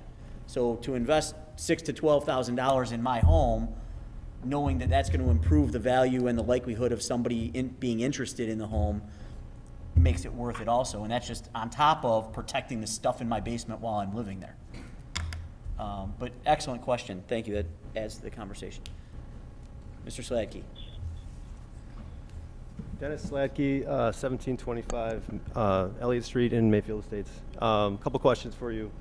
We've had 3 100-year floods in the last 9 years. Is that correct? 2008, 2011, 2013? Do you agree with that? Was 2013 a 100-year, or were they both 1 in 25? We had a couple of these. A couple. So we've had, would any of these remedies help in any of those 3 storms in 8, 11, or 13? 4 storms. Would any of the Sewer again, sewer backup. I'm not even talking about overland flooding right now. For sewer backup, would any of these remedies help with a 100-year flood? Seven areas? Yeah. Would they help? Sure. Would they prevent the flooding? So we've had 3 storm incidents in the last 9 years. None of these remedies would help right? that. And it's also, I mean, if you have 2 inches of water in your basement or 2 feet of water in your basement, you're still ripping out drywall and carpet and replacing stuff. So I'm with you on that. That, you know, it might help, but is it going to protect you fully from actually backing up? No, probably not. Well, time out. I disagree. If you have an effective overhead sewers situation, you would have been protected. That's not his. He was asking about the gray infrastructure projects. He mentioned sewer. You're talking defense. This project tonight that we're talking about backup. If we had a 100-year storm, would these remedies help those who back up? For sewer backup. Are you, hold on. Check just valves, 1 second. overhead. 1 second. Maybe I misunderstood you, or you, or there's a disconnect here. But one of the remedies that are being discussed and priced out are gray infrastructure, in the ground, bigger pipes, detention vaults. Correct. We're not discussing check valves and overhead sewers as one of the remedies you're talking about, correct? You're sort of discussing both because you're Well, weighing, I you're understand, weighing but the that's- option of that's having an residents. alternative. Yeah. So that would be my question to you, if I could add to your question, is how much protection will our residents have if they have check valves and overhead sewers versus the projects that we've presented here? In a 100-year. Yeah. 100-year. Well, I mean, we know there's certain areas that in the 100-year rain are gonna get overland flooding. And so in that situation, your sewer backup protection doesn't mean much to you. Sure. Water Let's comes talk about the 7 areas that you mentioned for. So when you say the remedies, I thought you were referring to pipes in the ground. That's what I thought, too. Project areas that we discussed, not check valves or overhead sewer. And in that situation, yeah, they're gonna provide some measure of additional protection. But for the 100-year storm, if you're in an area that floods for overland flooding, these projects that are designed for the 2, 5, or 10 will have some benefit, but probably not protection. Okay. Gotcha. Second question. So if the decision on this infrastructure regarding sewer backup weighs into overland flooding, is there a sequencing issue then? So do those who suffer from overland flooding have to wait till all this gray infrastructure is in place before No. there's relief? No, it's just a matter of knowing how to design and size and estimate the cost of those projects to decide what we should do first. And that's where, and that's where, just on the research I've done, that's where then we do some cost-benefit analysis to figure out which areas Yeah, there's nothing should be designed first. to tackle the overland flooding project for a sewer backup project. Okay. Last one. If we decided to move forward without or minimal or none of this sewer backup prevention, does that raise the cost of the overland flooding projects because that infrastructure is not intaking some of that water? Relative to doing some other projects, yes, but we think the total certainly is gonna be less in the long run. If we don't do any of the sewer backup projects, we rely on individual lot solutions and we don't think. So I want to make sure I understand that question because I like the point you're making there, Dennis. The investment in sewer backup protection, the cost of that will not be a total net out negative on the overland project. It would still, the overland project budget might decrease slightly, but not significantly enough to basically say that the sewer backup project paid for itself, in essence, correct? It would help save a little bit of money, but not. Right, so we're gonna move forward, so we're gonna do the same thing, to say, here's areas we think need to be addressed for overland flooding, here's what it's gonna cost. Say you move forward tonight, we're gonna rely on single lot solutions. We're gonna move forward to develop a plan for overland flooding. We're gonna give you the same 10-year and up level of protection and cost. So, you know, we're not gonna compare it to with or without the sewer backup. Does that help you? It's just gonna be cost. Okay, thank you. Any other questions from the audience? No? One more in the back, please. Name and address if you wish to give it, please. My name is Sarah Nugent. I'm at 1867 West Crescent in Park Ridge. You be just a little louder. Yeah, I was having a little trouble. I think you may have already answered my question. So, if we did one of the projects you listed, it wouldn't significantly provide relief for the overland flooding. Correct. Okay, that was my question. The proper analogy for that is we're talking about flooding at 6 feet underground versus flooding at 6 feet overground, correct? That it's different water, different flows, that would be involved in that. Other questions, comments from the audience? One other question. Yep. I've just heard some folks have asked, like, have we flooded in Mayfield Estates in the last 4 years? And the answer is no. But we haven't had a rain event in the last 4 years. And I just wanted to clarify, like, do you monitor the rain levels? Like, can you confirm that we haven't had a rain event like we had since 13? We haven't had an intense rain event, but we've had a couple of good 2-inch storms, which was, we did well in that area. But again, we haven't had, you're correct, not an intense rain like we had back in 2008. Thanks. Yep. Any others in the audience? All right. I just have a follow-up to that. And do you have a theory as to why Mayfield is performing somewhat better, other than we haven't had a 100-year storm? Have we done anything else to the sewers? We've lined all the sewers in that area. We took out a restriction on Potter Road, which I believe a lot of that water was flowing to the west toward that area, and now it flows in a different direction. And even the Burton Fenton project, that was a good project, and we've had no problems up there since. Again, we haven't had those giant hurricane-like rains, but all bets are off in that situation. But as of the moment, we've done much better than we have in the past. And to clarify, all bets are off really across town. If we Across have the whole area. if we have a 100-year storm, or we have the intensity of a 100-year storm, all bets are off whether, where we've done projects or not, because. That's correct. Thanks, Sean. Can I just ask that we make sure in the flood study that we evaluate whatever changes were made on Potter and to the relief valve or wherever they were, and see if there is a difference? Like, can you Model it make out? sure that that's included in the model? Model out what it is now, and if you got, What I'm it was. sure I know you have photos, but can we? I just want to make sure that the changes that were made are included in the model. It was Burke's design, so it was a very successful design. So their design still says that we're toast in a 100-year flood. Just want to make sure everyone's aware of that. Everyone's toast in a 100-year flood. All right, back here for discussion, comments from the alderman. Anybody want to kick this off? Yep. If I may. Sure. So this is Nick. Hey, thank you to the Burke folks for the presentation and for the breakdown and for answering all the questions. I think what this study did, or this part of the study that we heard tonight, served to clarify, to kind of give us the math and the numbers behind what it would look like to provide sewer backup for the entire city. That being said, you know, I think it's obvious to many people in that room, that it's not something that is financially feasible for our city.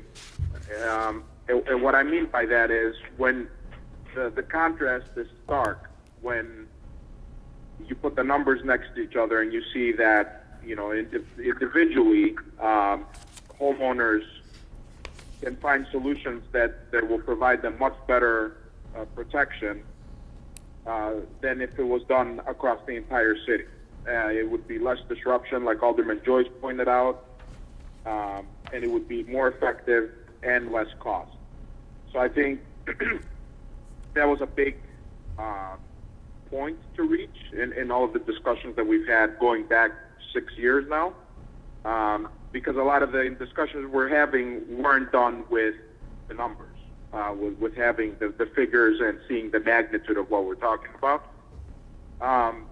But again, all this is keeping in mind that this is only one piece of the puzzle, and it doesn't address the larger issue, in my opinion, which is overland flooding, which affects, again, many parts of the city. So I guess by way of comment, with that, you know, intro to what my thinking is, I think we as the council would, and provided that we all are in this for the same reasons, and I'm assuming it is to have the city play a role in the solution of this problem. We need to look at the cost sharing models that other municipalities have used, that Alderman Joyce talked about, and see what options, you know, I don't know if it'll be 50-50, I don't know it will be for everybody, but those are things that we need to decide at a policy level once we decide that that's the route we want to go. But I think we would be more effective as the city in assisting residents in that way than tearing up the entire infrastructure over a period of many, many years to do that.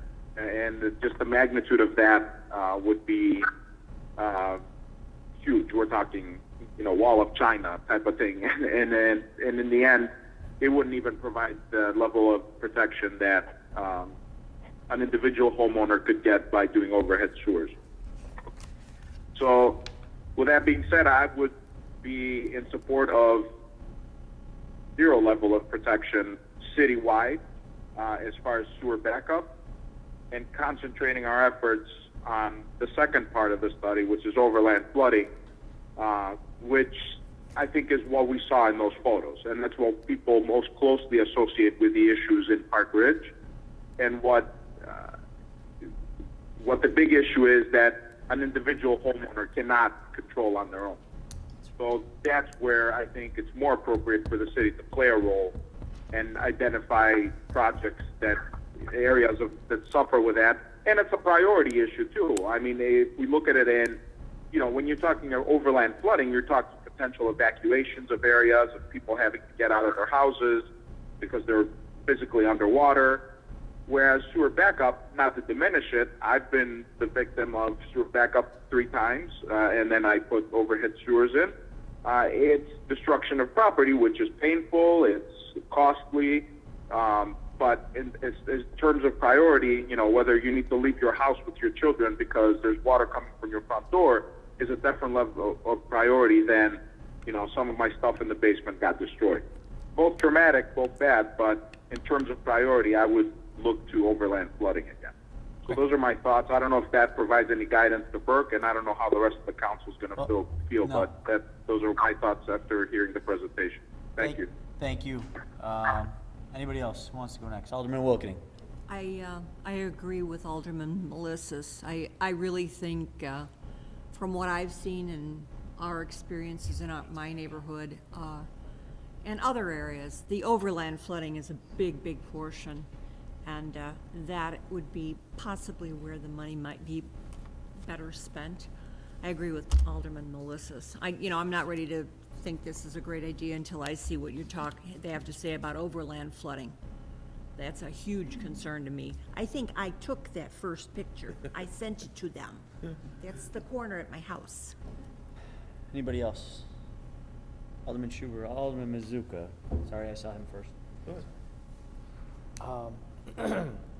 I think the point of separating these two questions is that they are both priorities. And with all due respect to Alderman Melissus. Can you speak up just so we can hear you in the microphone? With all due respect to Alderman Melissus, if you've ever had 3 feet of raw sewage in your basement, you also have concerns about the health, safety, and welfare of your family. All similarly valid to water coming in your front door. Both are a concern, both are an issue. And I think what we found out tonight is that with some real numbers, we know that the city is not going to be the efficient provider of a solution in the sewage backup part of the equation.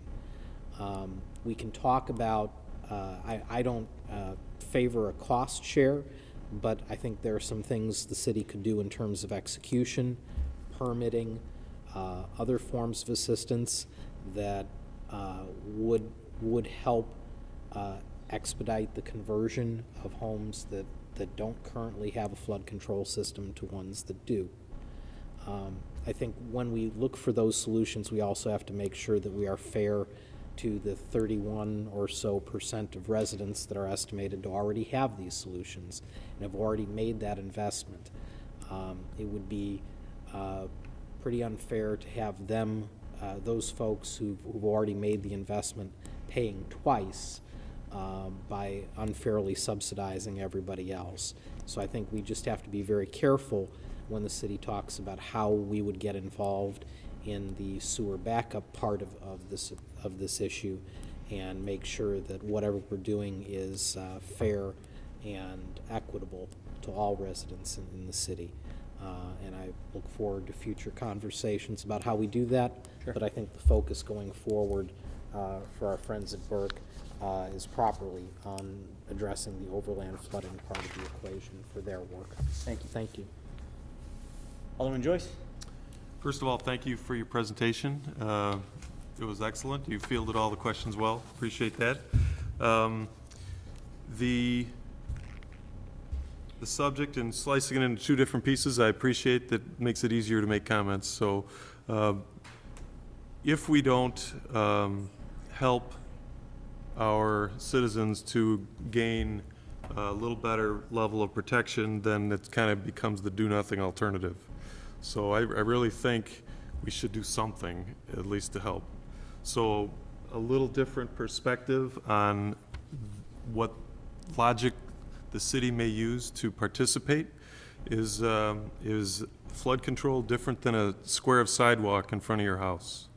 So the city is helping that square get done as a whole, but the benefit is only to the person that is actually being installed in, right? So same thing with the alley program. So the people that paid into that, and then the city helped with that as well, right? Or no? Sometimes, but I walk on your sidewalk and I can drive down your alley.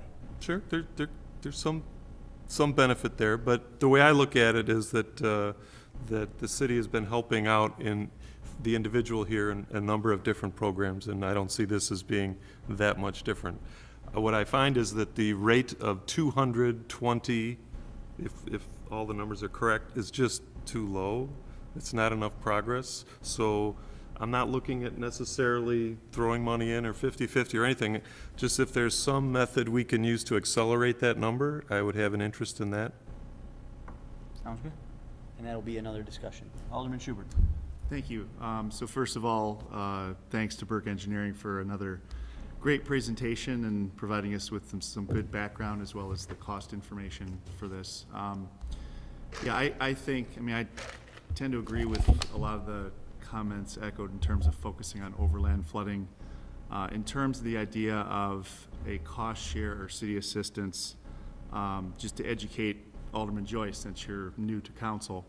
Please. When I was new to council in 2013, as well as Alderman Melissus, we had that discussion at City Council about potentially providing assistance for flood control systems and voted not to do that. So we could certainly reopen that. I do tend to fall in line more with Alderman Mazuka's perspective about fairness for all the individuals when we said no in 2013 that have spent the last 4 years going out and getting flood control systems, not all of a sudden change direction, I think warrants some further discussion and consideration in terms of those folks that have done that over the last 4 years.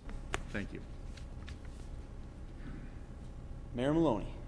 I have comments on a couple of questions. I guess, do we have to decide on level of, I understand the logic of, the question was asked earlier. I understand the logic of trying to just get our hands around this level of protection first before we move on to overland flooding, because one, water goes to sewers first, I get it.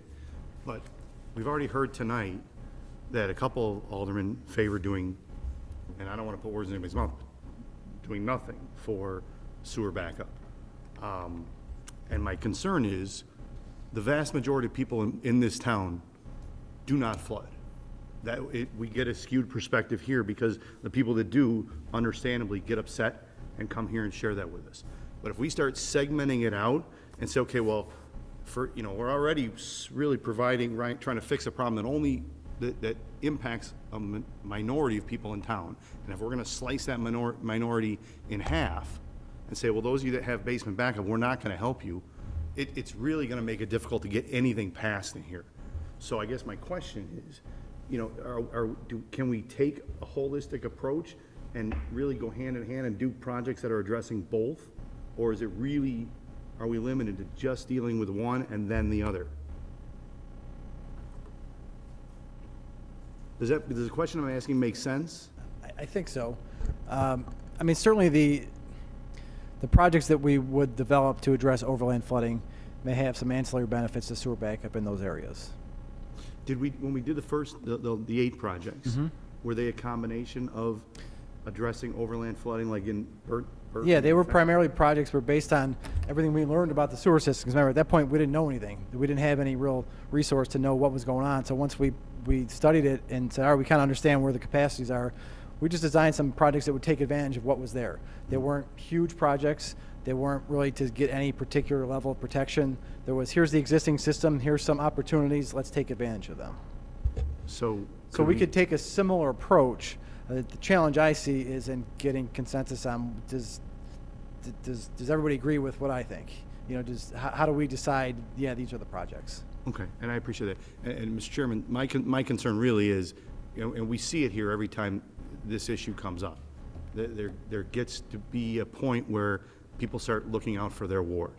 And if we start saying we're not going to deal with sewer backup, then those of us, those of you that only have that in your ward or have that primarily in your ward are going to have to turn around and answer to those people and say, yeah, there's nothing in this for you. Now, I know there's some other ideas being floated around the table about ways to solve that. But again, I think I think asking us an all or nothing approach tonight might not lead to progress in the long run.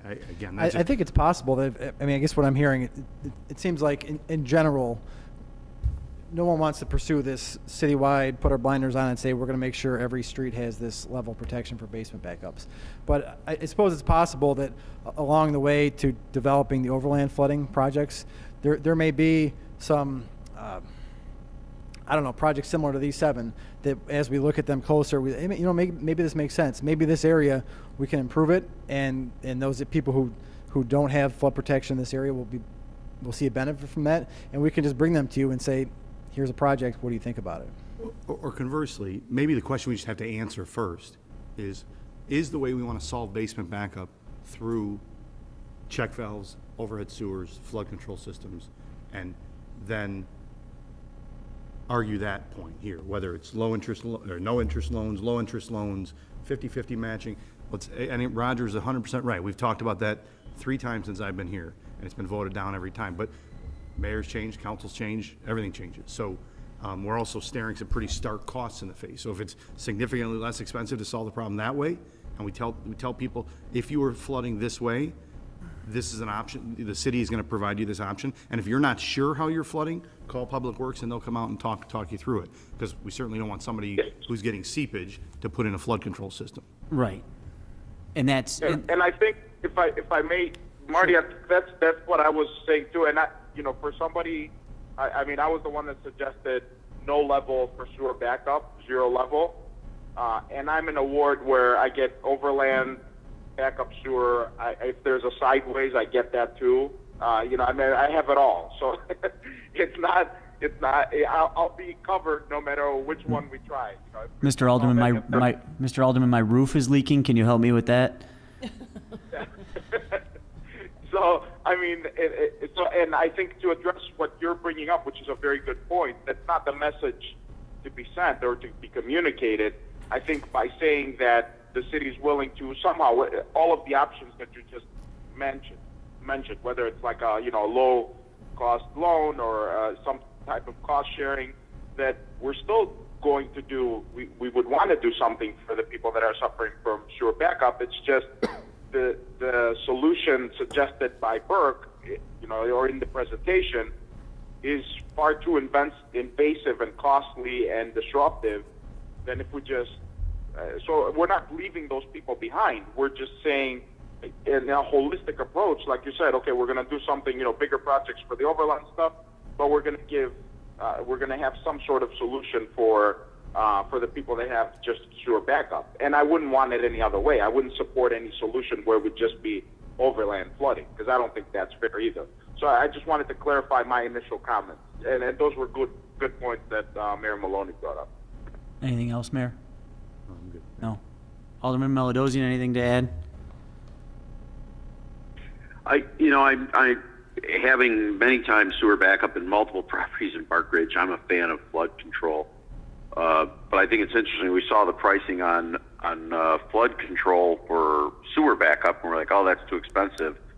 But yet, we haven't seen the pricing for overland flooding yet either. And when we see that, we might have a bigger sticker shock. And so I don't really want to, you know, And I don't. too much judgment. Yep.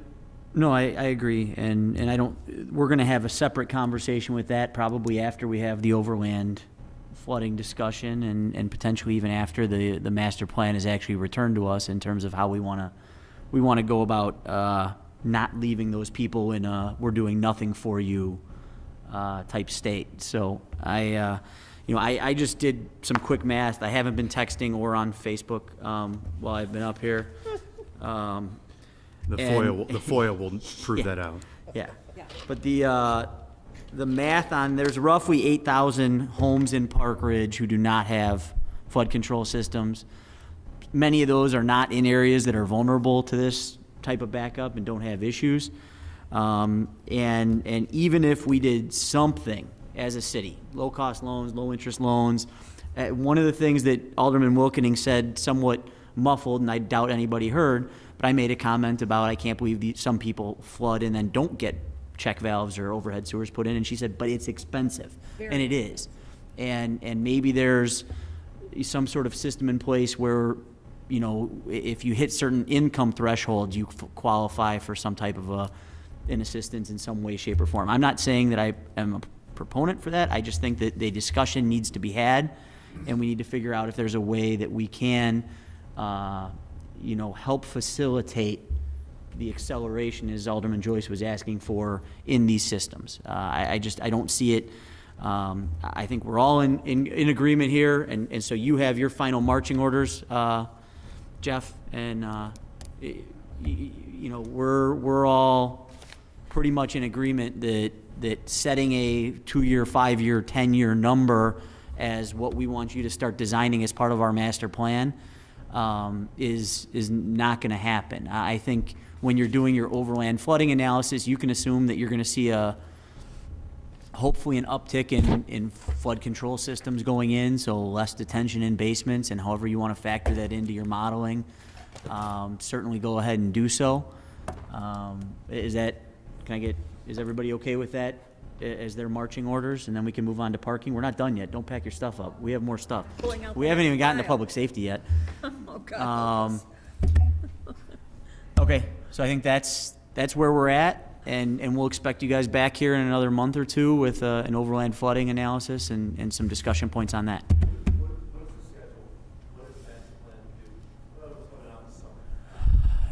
It was No, it was always more like November. October, November, I think, was the, And I remember during the actual bid and discussion process, Burke Engineering was the most drawn-out process, but I think it's because they've done a few of these types of things and know that they want check-ins with input along the way. But yeah, it was always October or November, I believe. So, but in terms of, and I know you're asking basically because, you know, you're waiting for that next 100-year storm to come. An update for you is we've got money set aside in the budget that's allocated towards upsizing the pipe and beginning your project. We have not heard anything as of my last update from MWRD. Is that correct? Nothing. They're the ones driving this entire project to upsize the sewer down Dempster. And last I heard, they were having land acquisition and easement right discussions down the road because they have to pull that pipe all the way down Dempster to the outflow. And that's delayed this whole project. So it's nothing we can do at this point. Even if we said, hey, we want to put some more pipes in the ground, we got the money, let's do it. We carried over the $500,000 from last year's budget to this year's budget, so we've been waiting with 2 years of money set aside. We just don't have the go-ahead for it yet. Any other comments on this? All right, moving on to the Uptown Parking Study presentation from Gwalt Hamilton. Is everybody okay? Do we need to take 5 or we're good? Just keep rolling? All right. Thank you. Chairman? Yes. If I may, the whole Uptown Parking Study presentation tonight is to show the council what was found and let you all digest the information and bring back this piecemeal at future council meetings. This will be another discussion item at a future COW, is that? The thought was maybe when we can talk on it offline, but maybe it has action items with small parcels of this. Okay. And go forward. Sounds good.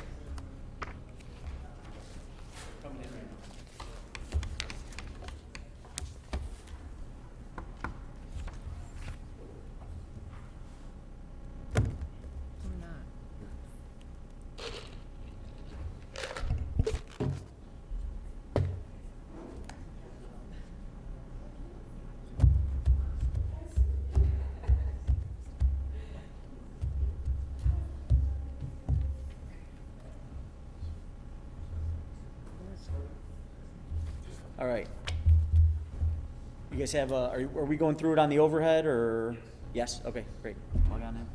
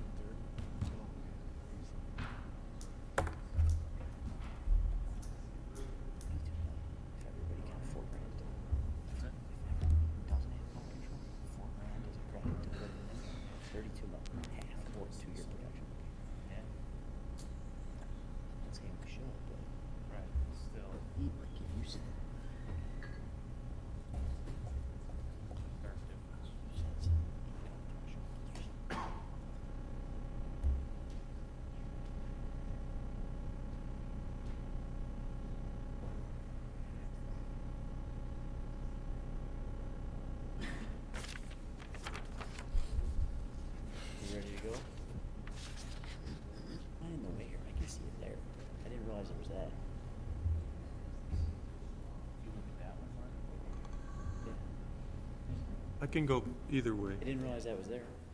Yeah. Are we ready? Yeah. Oh, okay, You want to yell at Wayne? Or is this not really his? Yeah, no, just ask those guys, let them know I know a couple of them are here for this. All right. And Alderman Moran, can we remind the presenter to try to speak into the microphone? Yep, we've got 2 aldermen on the telephone, so. Okay, very good. I'm Bill Grieve, Senior Transportation Engineer with Gable Hampton Associates, here with Justin Opitz. We're here to provide you with the findings of our uptown parking study. So Justin, you want to take it away? Just going to kind of go through our presentation summary here before we get started.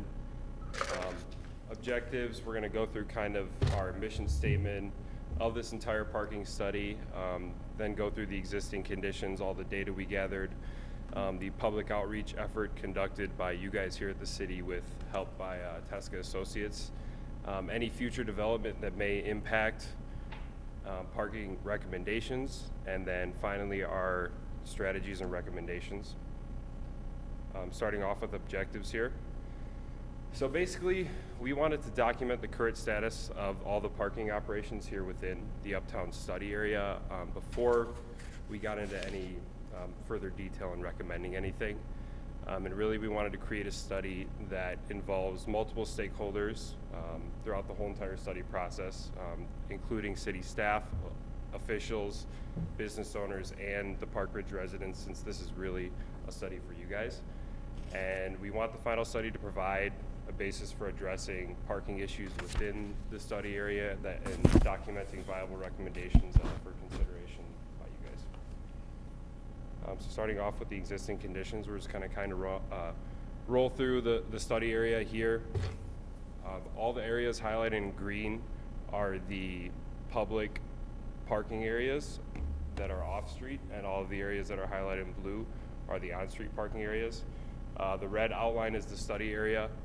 In total, we surveyed about 1,400 spaces, and when we conducted our counts, we surveyed from 10 a.m. to 8 p.m. Next, I'm going to kind of go through the public parking off-street areas here and kind of show you guys some graphs with the data we gathered. So this is the Uptown total on-street and off-street graph that depicts the entire study area as a whole. The weekday peak parking demand, while we counted, occurred at 12 noon, which obviously is around lunchtime, and then the parking demand kind of dropped off steadily thereafter. One of the key things to point out about that is the fact that it never really reached 70%, as it peaked a little bit underneath 70%. So that would suggest that there's a lot of spaces that are out there. It's just a matter of trying to find them. Moving on to the Summit lots here, kind of east of Prospect, behind Starbucks and Subway there. These lots experienced a good amount of use as the 3-hour free spaces never really dropped below 60%. The peak periods hit around 3 and 4 p.m., which is likely due to the businesses located there, such as there's a bank, hair salon, and tax advisory. We know there is a couple restaurants, but I feel like they're more catered towards dinner time and not directly lunch, like across in the Uptown lot with Chipotle and such. So moving forward to the Uptown lot here, kind of northeast and northwest highway. The 3-hour free parking there was very well utilized during the weekday at all times, especially during noon at lunchtime when we did see a couple hours hitting 100% and everything was full. The metered parking there, the 12-hour metered, saw approximately 80% use, which is pretty high for metered parking at 10 and 11 a.m., and however, was used less during all of the other hours. 85% is about the threshold of if you're a customer and you want to run into a shop or a restaurant or someplace. If you get over 85% occupancy, you're starting to get to that frustration level of, I don't know that I'm going to find a space. And one of two things happens. You either take the time to go find a different space in a different lot, or you make up your mind that, you know, maybe I really don't need to go to that establishment. So this is kind of one of the lesser utilized lot, the central library lot here, kind of right in the heart of Uptown. So this lot really didn't experience capacity issues during our count until around 8 p.m. When it was 92% full, and we think that was really due to an event such as a new movie releasing at the Pickwick Theater, or maybe a Cubs game, something like that. So kind of the summary here is that in general, we did find that there is an adequate supply of parking throughout the study area. There are some places where the demand is close to reaching the available supply, which really gives the impression that the parking supply is inadequate, one of those being the Uptown lot during lunchtime. And thus the challenge really is to provide as much prime patron parking as possible where you can really park as close as you want to and walk within, you know, a couple minutes to your destination. So moving on to the public outreach effort and kind of involving most of the residents in getting your guys' opinions. So the survey was conducted by you guys with community outreach input provided by TESCA. I believe the survey was put on for a total of about 7 weeks. We got a total of 669 responses and 1,283 comments, which we think is a really good amount and is representative of, you know, the community and what you guys really thought about parking within this study area. But obviously those ideas from the survey were incorporated into our recommendations, which we'll provide later on. So future development, we have 6 different areas that we accounted for here. The major ones being the FFC, the new fitness complex. And really what we calculated out was that the difference between the required amount of parking and what is really to be provided by these new establishments is going to be 23 spaces, which is very small and really won't impact any parking demand in the future. So moving on to the strategies and recommendations. So the operational strategies are basically things that the city can do right away that don't involve working with outside agencies to complete. We kind of have segmented them off into 3 different things here. The first one being enforcement. And our first recommendation is that the parking enforcement officers, or PEOs, should focus their efforts on spaces that have shorter time restrictions. And we are going to recommend later on that a couple 3-hour free spaces within some of the lots be repurposed to shorter times. So those areas would be really where the focus should be placed. And then next, we would like to see that the implementation of a policy that really standardizes the employee permit parking process. Right now, it is our understanding that there are about 90 parking permits that are provided in the summit lots, and the process to obtain those is basically, we believe you go through the police department, and it's just very informal, and we think that if you did implement like a policy that standardizes this, where employers would really have to apply through a specific department, whether it be finance, police, or parking enforcement, that these permits would be more regulated, and that you could really explore other options besides, you know, just heavily overloading maybe one lot with permits. One of the options available is the central library lot, since we did see earlier that there is some availability there.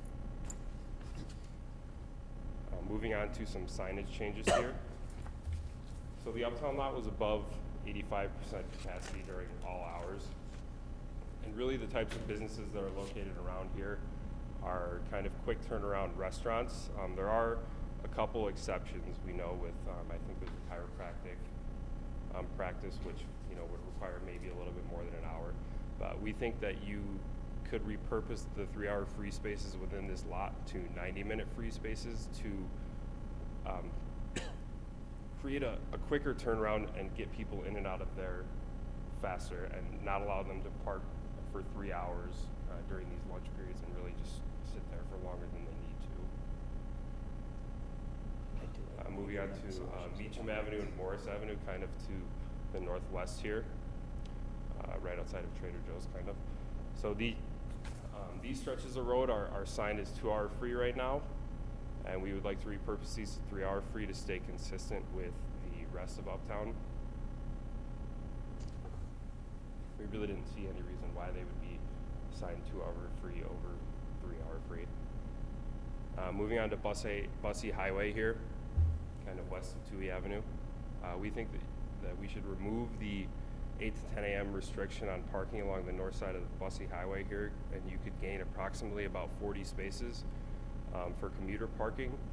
And we know that that this area is utilized by the Park District, and it's heavily utilized during the summer for baseball games and stuff like that. So we would think that you could also put some kind of restriction during the summer months that doesn't allow people to park there then. Kind of a big focus was working with the Summit lot throughout this study. Up here 4 is the North Summit lot. We kind of segmented it out into two different sections here. So for number 4 in the North Summit lot here, we would like to see 24 3-hour free spaces switch to 90-minute free spaces, just kind of along the same lines as the Uptown lot. This would help to get people in and out quicker. And for number 5, we would like 24 5-hour meter spaces to be switched to 3-hour free spaces. During our survey, we saw that these 5-hour meter spaces were really underutilized, and with 90 commuter or employee permits being provided throughout this lot, it also gives you the option to provide more of those if you need to. Another thing that we explored was shorter term parking. This is shorter than 90 minutes even. So we were asked to explore North Prospect, north of the tracks, South Prospect kind of there along near I-Caramba and kind of across from the church, and then also Main Street. And we think that you should repurpose 2 spaces along North Prospect Avenue Street to 15-minute short term, kind of outside Subway, Starbucks there, and Einstein Bagels. And we would like this to be used as kind of a pilot location for this short-term parking. And we would test it at this area, and then if it does go well, you could explore also putting a couple spaces along South Prospect or even Main Street there. At this time, we didn't think that we should go ahead and put spaces South Prospect and Main Street because the businesses there aren't really as quick of a turnaround as, say, the Starbucks or the Subway or something like that. These couple of spaces are similar to the ones that you established in front of Panino's and the dry cleaner a bit ago. So moving on to kind of some commuter permit parking here. So as we saw, the Central Library lot wasn't as heavily utilized as the Uptown and Summit lots. So we think that we could take 20 spaces in this lot and repurpose them to commuter permit parking. And we know that the Tui Triangle lot there, located just west of it, is used for commuter permit parking. Pricing in there, I think, is $350 per 6 months. The pricing model for these repurposed spaces in the library lot would follow that same format. We also would like to explore repurposing the 9 spaces along the northwest end of Main Street for commuter permit parking. These are, I believe, 5-hour permit or 5-hour meter right now, and again, during our survey, we saw that these are really not used at all and could be also charged for premium since they are so close to the train station. It only really takes you a couple minutes to walk up the stairs there to the tracks and the platform. Again, looking at more commuter parking, we would like to see the 10 spaces along Summit Avenue from Ridge Terrace to Euclid there, kind of west of the church. Switch to commuter permit parking. We know right now that these are underutilized as well. They only really experience a surge when the school is let out, and we believe parents are just parking there and telling their kids to walk there and then leaving within 15 minutes anyway and not putting any money into the meters. So we think that these could be switched to commuter permit parking and follow the permit pricing of the Uptown lot, which is, I believe, $200 per 6 months, since you do have to walk a little bit further for these spaces. So overall, we would see a potential gain for 79 new commuter permit parking spaces. And after that, we would also like to see that all of these commuter permit parking spaces be designated to 3-hour free after 11 a.m. Our thinking behind that is that all commuters who are going to be using the Metro and going downtown or going to work in this Uptown area are going to be parked there by 11 a.m. anyway. So most of these spots that aren't being utilized won't be used anyway, so you may as well free them up for people who want to park for lunch or park to go get their hair cut at a salon or something like this, so you don't really restrict them. Again, it's a way to try to maximize the number of spaces for customers of the businesses and restaurants. So you start hitting that kind of peak surge around noontime, and if the businesses cooperate, they can start taking some of these more fringe spaces, like perhaps along Bussey, that they can get their employees to park there. So bicycle parking here, we know that you guys do provide bicycle parking at the metro station, the library, along Main Street, Vine Avenue, near Hodges Park just outside, Northwest Highway near the Uptown lot, and Summit Avenue near the shops of Uptown, and as well outside of City Hall here. So we were asked to kind of explore bicycle parking a little bit. We do know that you guys are currently in the process of implementing a bike plan. So the city of Evanston currently has an ordinance that requires bicycle parking for kind of any public buildings such as like a hospital, university, college building, or kind of bigger shopping centers. A lot of other municipalities require one space of bicycle parking per 5% of the required auto parking, or a minimum of 2 bike spaces. We think that you guys should go with something more along the lines of how City of Evanston has theirs structured until this multimodal or bike plan is fully completed, because you don't want to end up with too much bike parking that you don't need. So moving out to more of the recommendations, these are going to be things that you guys are going to need to coordinate with outside agencies to complete. Question 8 on the parking survey asked, how satisfied are you with the cost of parking in Uptown? We got 46% as satisfied or very satisfied, 32% neutral, and 22% dissatisfied or very dissatisfied. So we think that this is a good balance. Obviously, you're not going to be able to please everybody.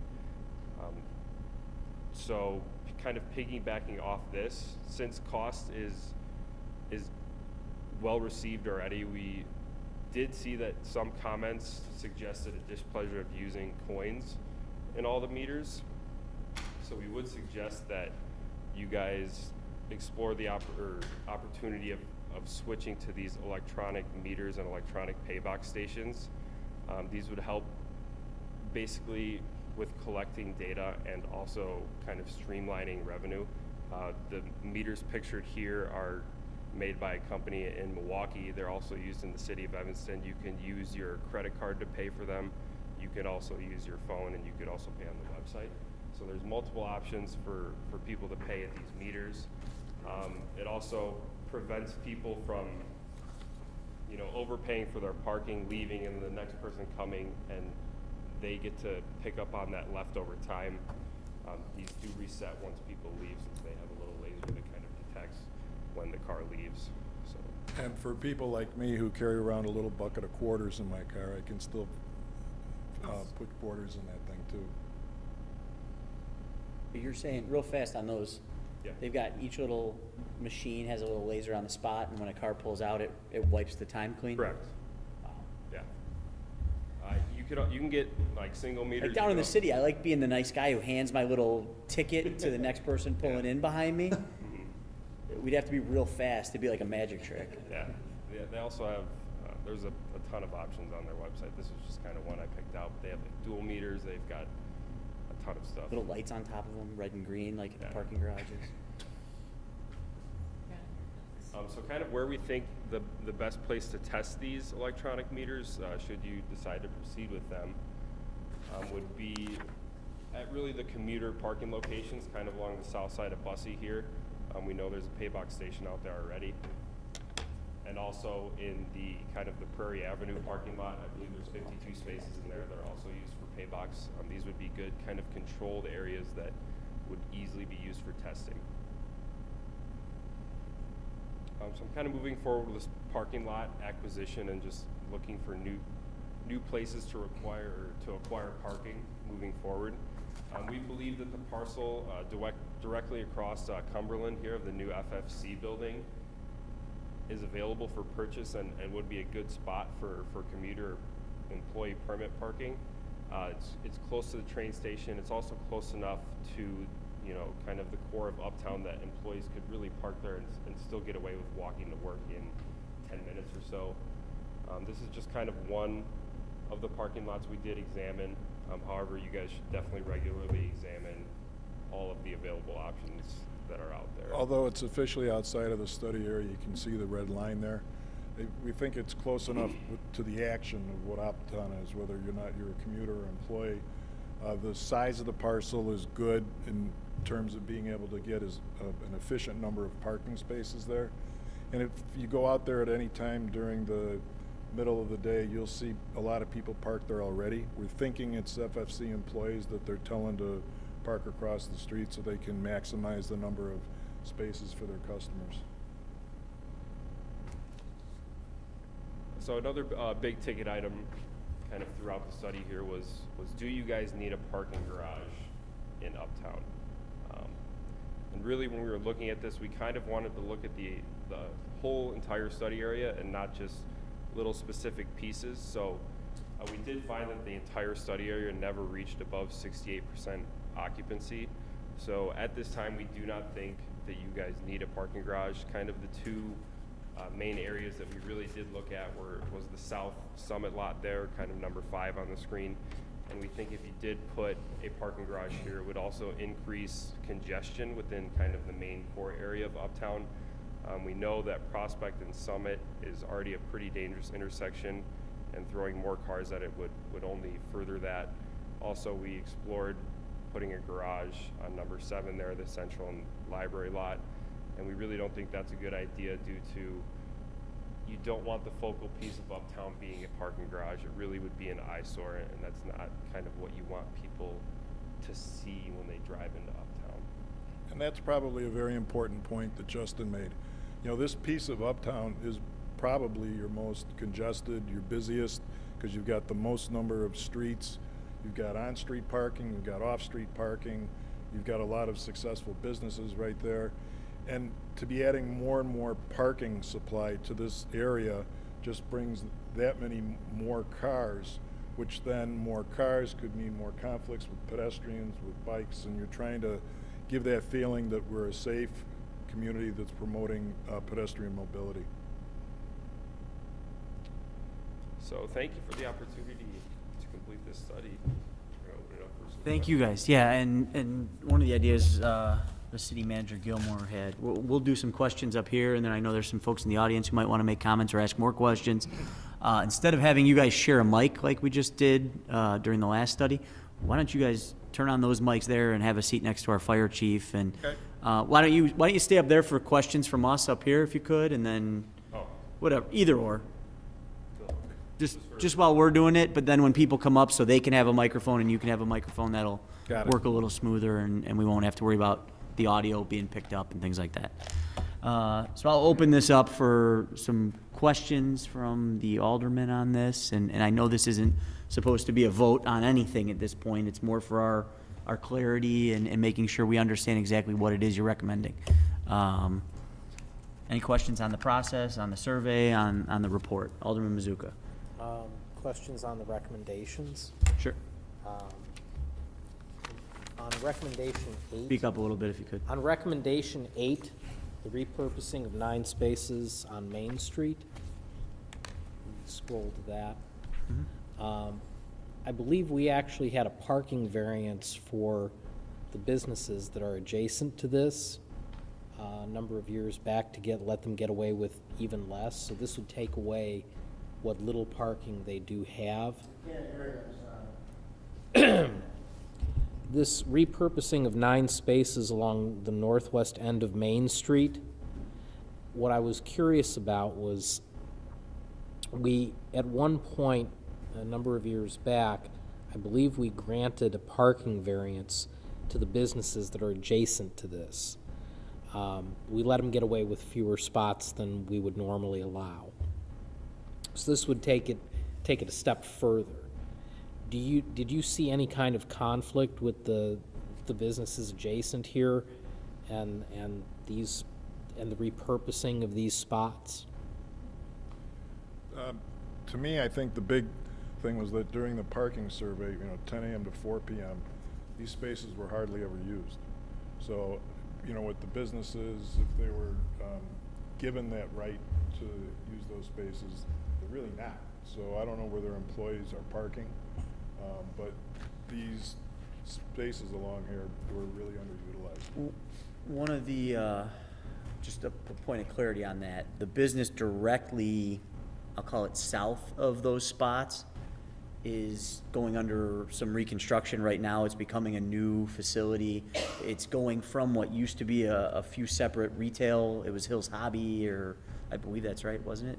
Is that where Hill's Hobby was? And so there were some businesses around there that have since moved away, and it's becoming an office building basically, and I think most of their parking is being provided on site or on the street, but they're gonna be parked there all day long. It's not customer-based retail type parking anymore for those business. I don't know if there's still a vacuum cleaning shop around the corner there, but there's always plenty of parking over on 3rd Street for that, is my guess.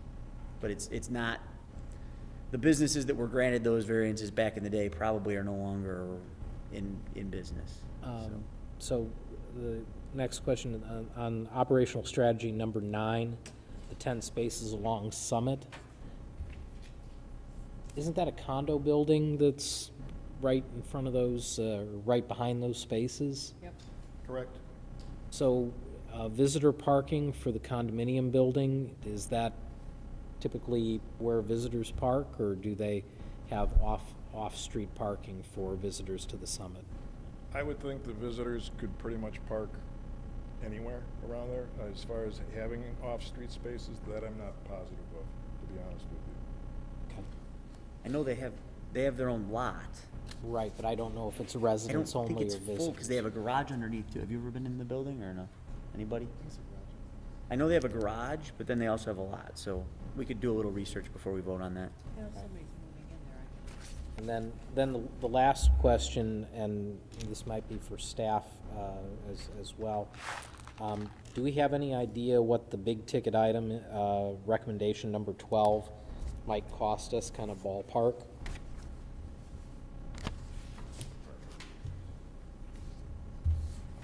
Can you repeat the question, Alderman Moran? Yes, Alderman Mizuka was wondering what recommendation number 12, which is the purchase of a parcel of property directly, basically the lot where Bailey's used to be. Do we have any idea what the asking price is for that right now? And actually, I'm gonna let City Manager Gilmore take a shot. Yeah, we didn't look at the purchase price of this lot at this point. We'd have to do an analysis and see what how many spaces we thought we could get, how much we could charge for them, or that type of thing. But we don't really have any data on this recommendation at this time. Ballpark, do these gentlemen have any idea what, a similarly situated lot might go for in a nice I do not. community such as this? I do not. Okay. We have to get an appraisal, actually. There's a council policy statement on that, so. All right, What thank we you. can tell you that we believe you could get about 100 spaces there. That's my question. Got it. Thank you. All right. And just to get back to that, because that would be a big ticket item type thing, and I know we've done a lot to create. We lost about 80 spaces at the AT&T lot, 60 something, and we've created 80 new ones, which is great. I know this is south of the tracks, but I don't think it's what the people who've come in and complained about lack of parking south of the tracks are envisioning, having to cross Toohey.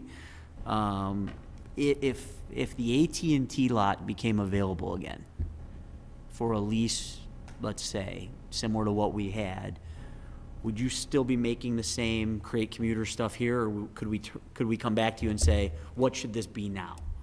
And we wouldn't create so many commuter spots. I think one of the best things about this type of a study is you want to be looking at it more than just here are the findings, take it or leave it.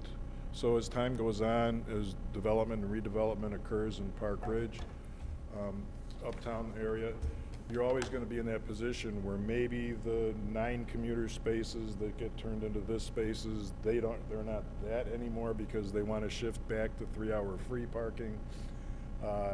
So you're always going to want to take a look to see what's happening.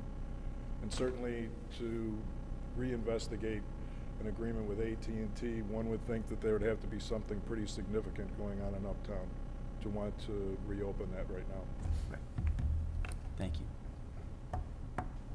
Alderman Joyce. I will probably expose my inexperience in these comments, but here we go. So, number 12, I guess if we really believe that we're not full, then I don't know that we need 12, but that's just a comment.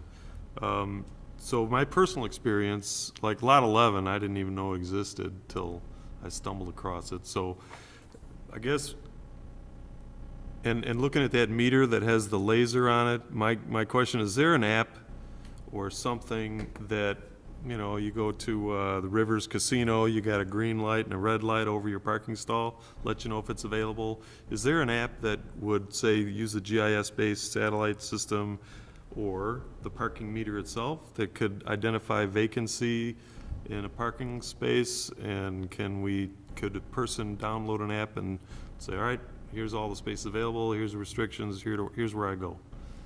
I know there's one app called Spot Hero. Spot Hero. That is pretty much identical to what you're looking for. Whenever we got meetings downtown or whatever, and we've got a drive down there from Vernon Hills, you pull up Spot Hero, and it gives you a range of options from low to high-end costs and locations and where those. I think it goes to parking garages though, doesn't it? You know that I'm not positive. It has surface lots as well.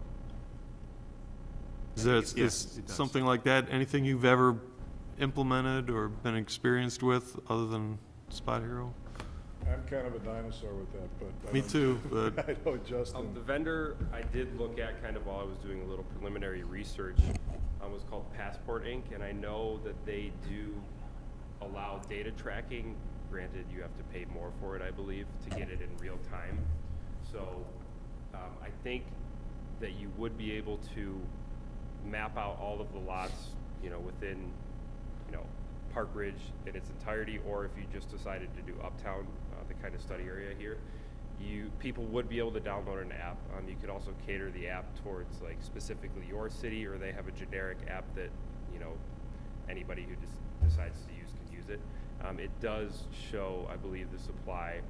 I don't know if they can tell you in real time how many spots are available, but I do know it does show, you know, how many spots a specific lot or specific, you know, street has. What your options are, maybe. Yeah, it shows you your options. I'm not sure. I don't want to say for sure that it can tell you how many spots are available. So I think there's an awareness issue, at least there is with me. Right. Projecting to the rest of the population, but it'd be nice to increase awareness somehow. Yeah, and I think an app would really be a great way to just kind of show people all their options. And I know you'd also have the website, which would be relatively easy to view as well. But don't look at your website and drive. Park's pretty good. Other questions? Open it up for questions and comments in the audience. We'll start on that end and go this way now. Yep, you're last. Anybody over here? Questions or comments? All right, blue shirt in the back, please, sir.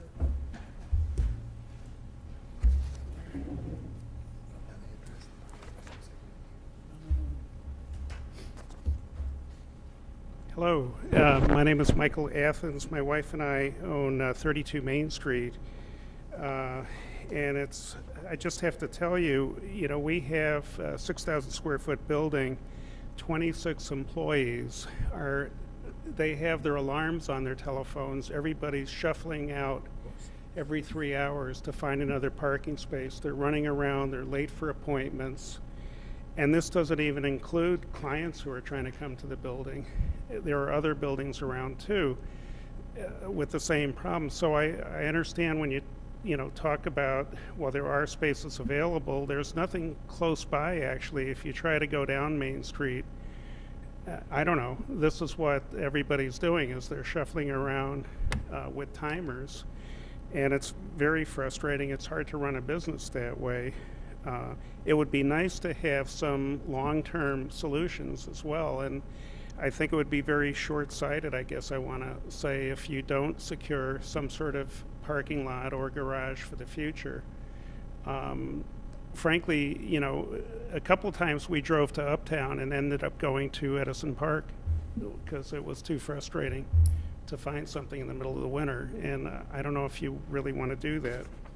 So I don't know if I have a question as much as those comments that, you know, I hope will get addressed. I don't know what'll happen on Garden and Prairie as well with those new buildings and the parking, you know, that may be needed around there. Thank you. Yep. All the way over there. You could just come up to the microphone because there's people, like 5 of them at home watching live. I'm Stephanie Athens. I would just like to point out that those spaces is that an 8 up there? They're very difficult to get to. It becomes a one-way street. So if you're coming along Main Street past our building and you're one of our patients looking for a spot, you may see those 3, 4, 5, 6 empty spots, but you're very frustrated because you can't get to them because then you're going the wrong way. There's a do not enter sign there or whatever.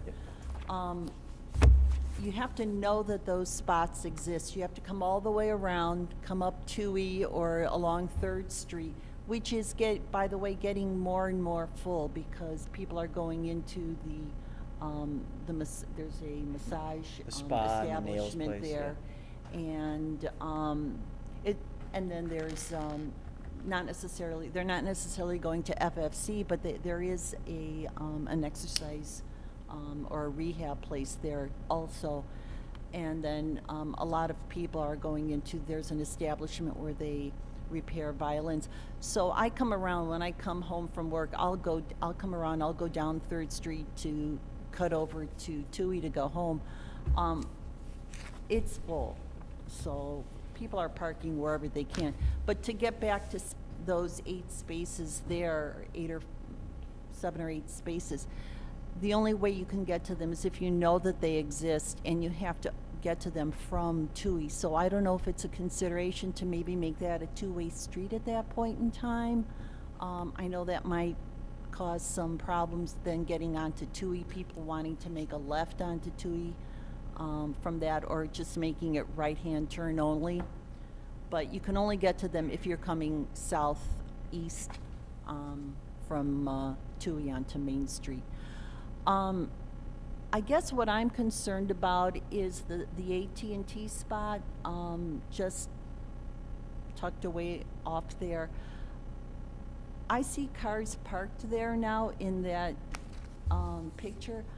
We rarely see cars parked there during the day. And we've been told, well, AT&T wants to use those spots for their employees. It's empty. The most I've ever seen parked there are a couple of police cars that maybe they're on a shift break or they're on a break. It's empty all the time, and it is so frustrating. We've had patients come in and say, can we park over there? No. And just to address that, that's the rumor that's been swirling that I've gotten wind of is that because we knew AT&T discontinued our lease, told us they're bringing in all these new employees. We have since heard that they've canceled that plan, that they now might not be. That hasn't come from them. It's been, current employees who work in that building telling people who own stores and restaurants in the neighborhood, oh yeah, it's not happening. So, but the city manager and I have traded emails, and he's planning to reach out to them to figure out if, that was why my question came up, was to see if that's something that's gonna potentially be an option again. That would be so great. we're trying to There's figure gotta that be, out. What, 50, 60 spots there at least? Yeah, That about- would be great. All the commuters that drive up and down the alley around us, behind Panino's, behind Anthony Valentino Hair Salon, they're all looking for spots in the morning. At 7:30, everybody's trying to catch the 7:55 train, Yeah. and it's sometimes dangerous. But that would be great if that would be a consideration down the road, soon down the road. Thank But you. I just wanted to raise that point about those spots over there along Main Street. Thank you. Who else over there? Mr. Loomis? Or whoever? Sarah Nugent. I own 106 Main Street. So to the point about the parking app, I think something that could be a lot less technical and maybe safer for drivers is, and I think a lot of cities have this, but I'm thinking of downtown Oak Park, where they have parking that you can't really see coming through on Harlem, but they have very clear, like, green rectangle parking signs with an arrow. And they also have just their lots laid out on, like, a big sign in the center, and just something that could navigate to the Prairie Avenue parking, something that could navigate if we got AT&T parking, just to help people, because I noticed in your full report that although you say there's sufficient parking, something like the great majority of people were either very dissatisfied or dissatisfied with parking. And I think that shows through, like, if we're trying to go to somewhere on Main Street and you circle down the alley and come back through, or on Prospect, you go down Prospect, you go through Summit, oh, there's no spots there either, and you come back around again. Like, we all have done this. So just for people who aren't familiar with the parking that's not visible, just to demarcate a little bit, I think would be help their experience. Thank you. Mr. Loomis? Yeah.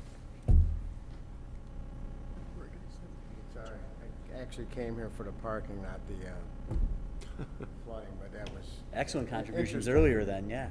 Bonus time. So I've been here before about the parking, and the coins, you know, the 20 quarters a day was a hassle. It's a hassle. I didn't get a recommendation on the cost for all-day parking for the new technical meters. I'd like to get an idea what, if you're thinking $5 a day or $6 a day, something like that. Sorry? Was that brought up? No, it wasn't. No. And that, Okay. I think what we'd look at is, because right now it's $2, is that correct? $2 a day? So Not the, if you're paying quarters. Right. The pay boxes are 2, and then quarters, it's. the pay boxes are $2 for all-day commuter Under parking. 11 hours, you can double that, and that's, you know. Yeah. It's a lot of money. It's not so much the money, but I think we all agree it's more the inconvenience of using the quarters. Yeah. And then, I really like the idea of finding another lot. As was said a number of times here, there's still that lot at Prairie, and I'm not twittering, I'm just looking at the map of Park Ridge, of Garden and Prairie on the north side of Prairie, facing towards Tui. It's been open for a couple years, and it used to be a lot we could park at, and nothing's been going on there. There's been no demolition, no construction. I don't know why that was shut down. Can you explain where you're talking again? Prairie and Garden, right behind. It's the AT&T lot. We've been talking about. That's the same one. The big lot. Yeah, we've been talking about. She was just asking about. Nothing's been going on there for a year at least, or 2 years. That used to be a lot for us, so what Right. happened with that lot? So I just went through that really quickly. AT&T said that they were going to bring how many employees? 180 to 100 employees. They needed that's their lot. AT&T owns that property, and we had leased it from them. They decided they needed it back.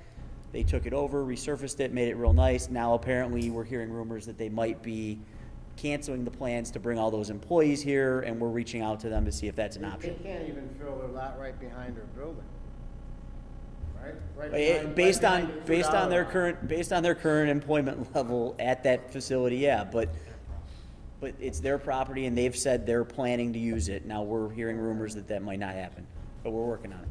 Okay, and then there's other lots, you can go on and on about other lots. So I'd like to see another lot, plus we've got condos going up over by Jewel, you know, over by, the train station and, Greenwood. That's gonna add more congestion. It's gonna get worse with those condos, it's gonna get worse on the other side. You know what I'm talking about? The condos across Greenwood from Jewel, across from the Bank of America? The townhouses on Elm? Townhouses On Elm, the south side. yeah, that's and on the Elm. north side of the Yep. train station. So you've got more traffic coming in there. So, you know, and I don't know if you found that there were less people parking in the meters during the full day, since it doubled the cost. I didn't hear anything about that. I know that there was different times. And then, do you have a map that shows the full 79 that you're recommending? Because I remember you had 20 in the library, and you had Bussey, and then you had the north side of Maine, but I didn't come up with the full 79 that you recommend. Click right, I believe, twice on the computer. They'll bring up the full map. This one? Keep going. Or let me get real quick. You're gonna have to get up. Should have had you just stay Does there. that include the buying of the lot? No. Yeah. Places, yeah, we were talking about. Places indicated in yellow will add additional, is that right? Yellow? Can you zoom in on that? No? Unfortunately, no. Okay. But it was 7, 8, 9, kind of down there to the southeast. Yeah, I'm kind of looking at this, I guess you'd call it the north side of the train, or the west. And that's the area I think is the biggest concern. Well, I don't know, maybe they have the same concern on the other side. There's only that pay lot, it's full about 7:30. Yeah, and just, I don't mean to be rude at all, but we've got a 3-minute time limit here and we're getting close to it. So if you have any other big question, we could wrap it up. Let us know when the next. Oh, yeah. We'll make sure it's Appreciate it. well publicized. Thank you for being so patient. Hi, my name's David Loomis, one of the owners of Pickwick Theater. I know quite a few years in here. My wife's with me. Dino's out of town. He was going to be here, but since he couldn't, I'll represent us. Our concern, you guys will love this, it's really not about daytime, the morning park, the daytime parking. When you did your survey, was it Monday through Friday only? Was it every day? What days? It was different hours on Tuesday, October 25th through Thursday, October 27th. And over those 3 days, we collected data throughout Uptown from 10 a.m. to 8 p.m. Okay. All right, because our concern isn't Tuesday through Thursday. Obviously, we got a great, problem is, parking. If there's not enough parking, our business, fortunately, it's a destination. People are going to come to us no matter how far they park. If you were downtown, you had to walk 2 blocks to a theater, you'd be thrilled. But Saturday and Sunday, it doesn't encompass, your survey didn't encompass Saturday and Sunday, and that's a big issue. If you go through the lot, you won't find, I think it was areas 4 and 5. Is that Summit Mall and, did you call it, is it Summit Mall and Summit Parking? There were 2 of them, 4 and 5. Yeah, we just lumped them together. And called So them they were the Summit. same one. 4 and 5 is the Summit Mall. Yeah, it's the Okay. Summit Mall. Because you go through there on a Saturday, if we have a morning show or, during the day, it's pretty full. So obviously Tuesday through Thursday, we have no issues with the daytime because we're not open usually, except the summer for matinees. So our big concern is more time-wise, probably more police department concerns with Chief Kaminsky would be probably to address you more, is the parking after 6 o'clock. Because a lot of our customers come to us and we don't know what to tell them. Okay, parking, is it only till, how long it's enforced? Because a lot of the movies, as you know, nowadays are 2 hours or a little bit longer. So a lot of people come, they want to see a movie. Oh, we got to leave, we got to go because we're going to get a ticket. We're parked too long. They don't go visit restaurants, so it kind of has a trickle effect. If they can park a little longer, I like the idea of some of the things, extending the parking, or it would just be more parking enforcement. Because I think there's plenty of parking for us because we're more at night. A lot of the day businesses are gone. But then the problem is people come to us and I just need an answer. What do we tell them? Well, it says 3-hour parking. The movie's, 2.5 hours, but we want to get dinner and we're going to spend an hour. It's 3.5. Are we going to get a ticket? And we have a great rapport with the police department. I think, that's a simple one. But that's our biggest concern is more the parking times and changing. I think you were talking about changing some 3 hours to 90 minutes. If that's enforced till 10 o'clock at night, we obviously have a problem with, parking because I don't think many movies are less than 90 minutes nowadays. So that's our big concern. Okay, I think a quick response to that would be, we took a look at when we wanted to do the parking surveys themselves. Once you get to the evenings, for example, a Friday evening, commuter spaces are wide open. In fact, if you remember the one recommendation we made that said, you know, think about making the commuter spaces available after 11 a.m. throughout the week. And then on weekends, certainly, I would hazard to guess that less than 10% of all the commuter spaces are filled up. Yeah. So, to me, you know, if you want to do an education a little bit with your customers, it would be more along the lines of find the empty commuter spaces. Because those are fairly close proximity to your theater. Yeah, we see about 4,000 to 6,000 people a week, and most of them obviously are the weekends. That's when your survey wasn't done. So, you know, with that in mind, you know, it's more, we want the park, we just got to have an answer for our customers. You know, you can park, and they're really good about it. There's been days, I think it's Chief Kaminsky, they chalk the cars back there. Is that correct? And most people know, oh, they chalk the cars, they go out there and see a chalk mark, they know they got a little more time. So if we can do something about, you know, we like to see the parking restriction after 6 p.m.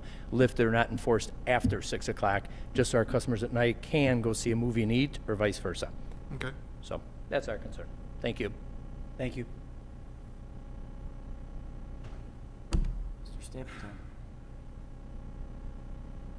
I feel like I have a degree in parking around here.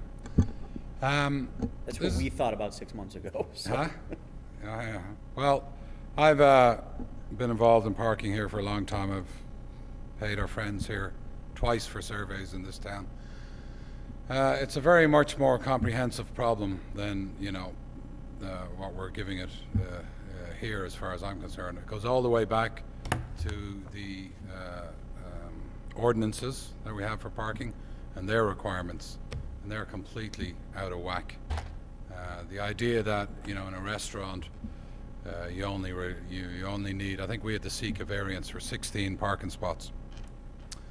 That's the rules of the game. We play the rules of the game. The idea that there's only 16 cars coming to visit us is absolutely ridiculous. So I think we have to step back further than what we're doing here in terms of understanding the requirements for parking in this town. You made some comment about the anticipated businesses coming into town. One of the difficulties with this issue is it's a very dynamic issue. You left out most of the new businesses that are coming into town, and your businesses that you referred to were out of date. Obviously, it's a dynamic process. You know, you did your studies back in October, I think you said. Here we are 9 months later. FFC is entirely irrelevant to this whole conversation because that's a standalone business removed from the uptown. May technically be within it or maybe outside it, but it's got nothing to do with anything because it's fully provided for. 268 spots was the requirement, and they provided 260. And then you come down to saying there's only 23 difference. But if you take the FFC out of it and you add in, you've left no parking in there for Silvers, no parking required for a couple of other ones that you list, probably because it hadn't been determined what the requirements were going to be because you didn't know the size of the restaurant. So I want to kill stone dead the idea that there's sufficient parking uptown. Anecdotally, every single one of you can lay evidence down that there's not enough parking uptown. I deal with it every single day. There isn't a customer that walks into my place that doesn't complain about parking. I absolutely agree with Dr. Athens over here.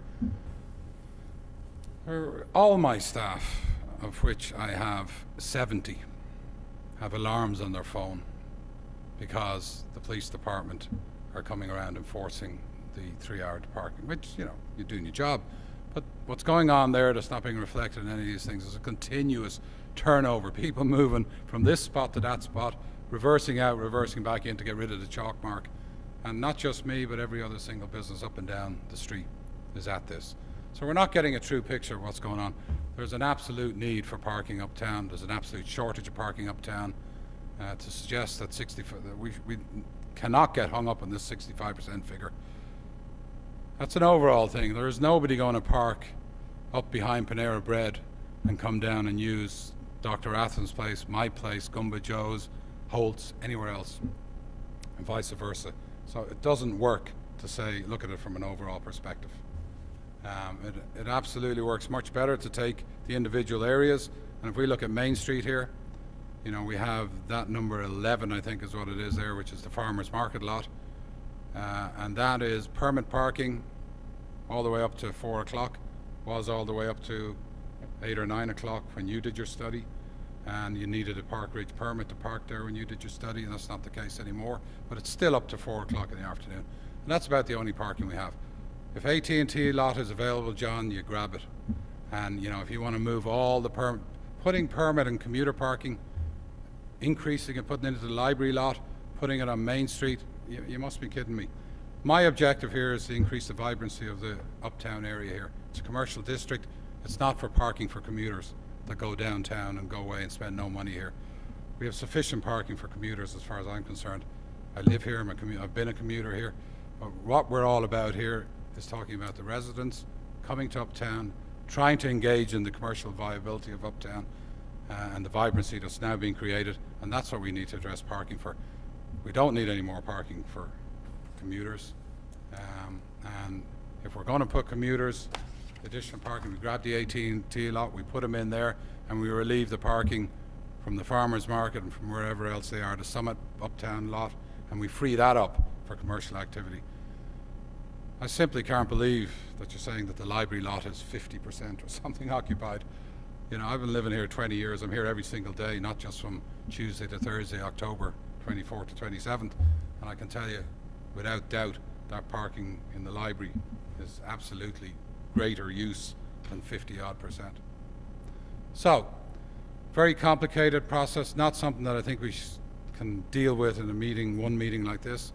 I mean, if I could suggest that you have a working committee, which involves business owners and other stakeholders in this whole thing uptown, residents, whoever you want. I'm not a big committee guy. We don't need a committee like the size of the Economic Committee with 27 people on it, but we need to have a working group within the city to further this process. Thank you. Appreciate it.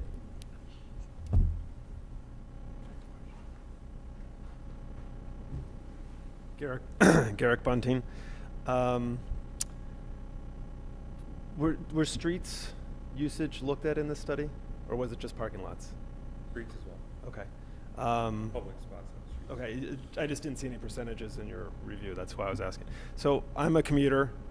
I know many other commuters, and we find spots. We know where they are. We pay the $2. I think the biggest complaint is having to have the $2 folded up, slip it in.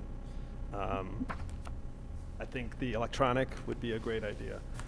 As far as hearing the two employers here talking about their employees moving cars around, I think that is a bigger problem for the uptown parking. There should be a lot relatively close. Obviously, you don't want to make people walk 15 minutes to go to work, but there should be a lot for employees so that they're not taking up spots, moving them every 3 hours, taking time off of work to go move their car. That's, I think, hard on Declan as well as the other employer to have their employees walking out for 15 minutes to go move a car. And I think it's kind of anti what we're trying to get here with a 3-hour or 90-minute parking. We want customers in those spots, not employees. So those are my 2 points. Thank you. Thank you very much. One more, maybe. I'll make it quick. Melissa Holting, 521 Northwestern. I'm on the bike task force, and we put out a survey as part of the bike planning process. This slide talks about a potential gain of 79 new commuter parking spaces. We asked a question in the bike survey asking if biking was made safer and more convenient. Would you ride your bike for the commuters, would you ride your bike to the train station instead of driving a car and parking? 2/3 of the Metro commuters that answered the survey, so it was 78 people, said that they would ride their bike instead of driving. So I just don't want us to underestimate the impact that bikeability could have on biking, on parking problems, on congestion problems. So the number of people who said they would bike instead of drive is approximately equivalent to the gain of commuter spaces here. Just a comment. Thank you. Comments from the alderman? And again, we're not deciding anything tonight. It's just more informational Do we have another? I just had a question. Yep, sure. Chief Kaminsky. Why wasn't the uptown parking garage included in the study? It was included in the existing conditions report. So if you go onto the website and you find the existing conditions report, you'll see the survey information for the uptown parking garage. Since it's owned privately, the decision was, and it wasn't available, the decision was made that we were gonna focus more on what the public lots and the public on-street parking. But there's a lot of posted signage in there that we patrol and Correct. issue tickets in it, and I often hear people talk about the time limits in that structure. I mean, so, but that wasn't looked at? Like I said, we put it, it's all within the existing conditions report, and it shows how many spaces were filled and which of the types of spaces were filled. But the decision was made that we wanted to just, that this report was supposed to focus on the off-street and on-street spaces that were within the public domain. There's more spaces that you guys could readily adjust and not have to go through an agreement with the owner of that parking garage, to switch. But I just, I often hear a lot of people talk about maybe employees could use some of those spaces later on, especially at night, and that sometimes it's underutilized. I just think it might be an opportunity to address some of the concerns, but that's just my take on it, so. Thanks. Any comments? Alderman Joyce? So I'm learning as I go, so now I'm not sure if there is enough parking, despite what the report says, so, and I also question whether the balance across the tracks is achieved, whether the demand south of the tracks is balanced with parking available south of the tracks versus the north of the tracks, so, anyway, I'd be interested in learning more. Excellent, I'm sure we will. Alderman Schubert. Thank you. First of all, just quick thanks to GH. I think this is a terrific step from a study standpoint. As someone who has advocated for parking issues or addressing parking for the last couple of years in this council, it seemed to further a lot of the things that I had been thinking about and things we've talked about here at council in terms of addressing things. I do appreciate Declan's comments in terms of, does it go far enough in some areas? And I think we need to maybe think about that a little bit further, but I really like the direction we're going in a lot of these areas, and I would hope that we'd bring a lot of these things back in front of council in a very short order. Thank you. Any other comments from the Alderman? All right, my final comment on this, and thank you guys for the report here, and we may have future questions and things like that as we venture down the decision tree that we'll put together and try to implement this. Anything from anybody on the phone there before I wrap up? No, I agree with what you just said, John. I think there's a lot of good suggestions, and we need to take them a few at a time. I think there's a lot that's been thrown in there, which is good. That's what we wanted. But I think it deserves its own. We kind of need to break down all the different suggestions and see what direction we want to go. Yeah. Thank you, Alderman Melissus. So my take on this is I don't necessarily think this is totally inaccurate. I think weekends, Friday, Saturday nights, things like that present a different situation that's depicted here. I think that Declan's statement that there's certainly a shortage also has to be taken with a slight grain of salt, that customers, everybody wants right in front. I'm going to go around the block 6 times, 7 times, and until I find a spot on the block I want to be on. And if we want a vibrant downtown, uptown area, you think of other suburbs or areas within the city of Chicago that have vibrant areas with nightlife and restaurants and things like that, you'd be happy to park within 3 blocks of those areas and walk a few blocks. I've never had a problem finding parking during the day, during the peak time, within a 3-block radius of wherever I want to go. That includes, and people don't think, you know, and I'll use Harp and Fiddle because you're here, they don't think about the library. They don't think about over on Garden by the Chamber of Commerce building that's literally on your block, but it's on the other side of the block, and they don't think about that. And so they're part of what hopefully some of the people who are paying attention to this are seeing is that we're trying to do what we can to meet all these expectations, but some people's expectations have to meet us halfway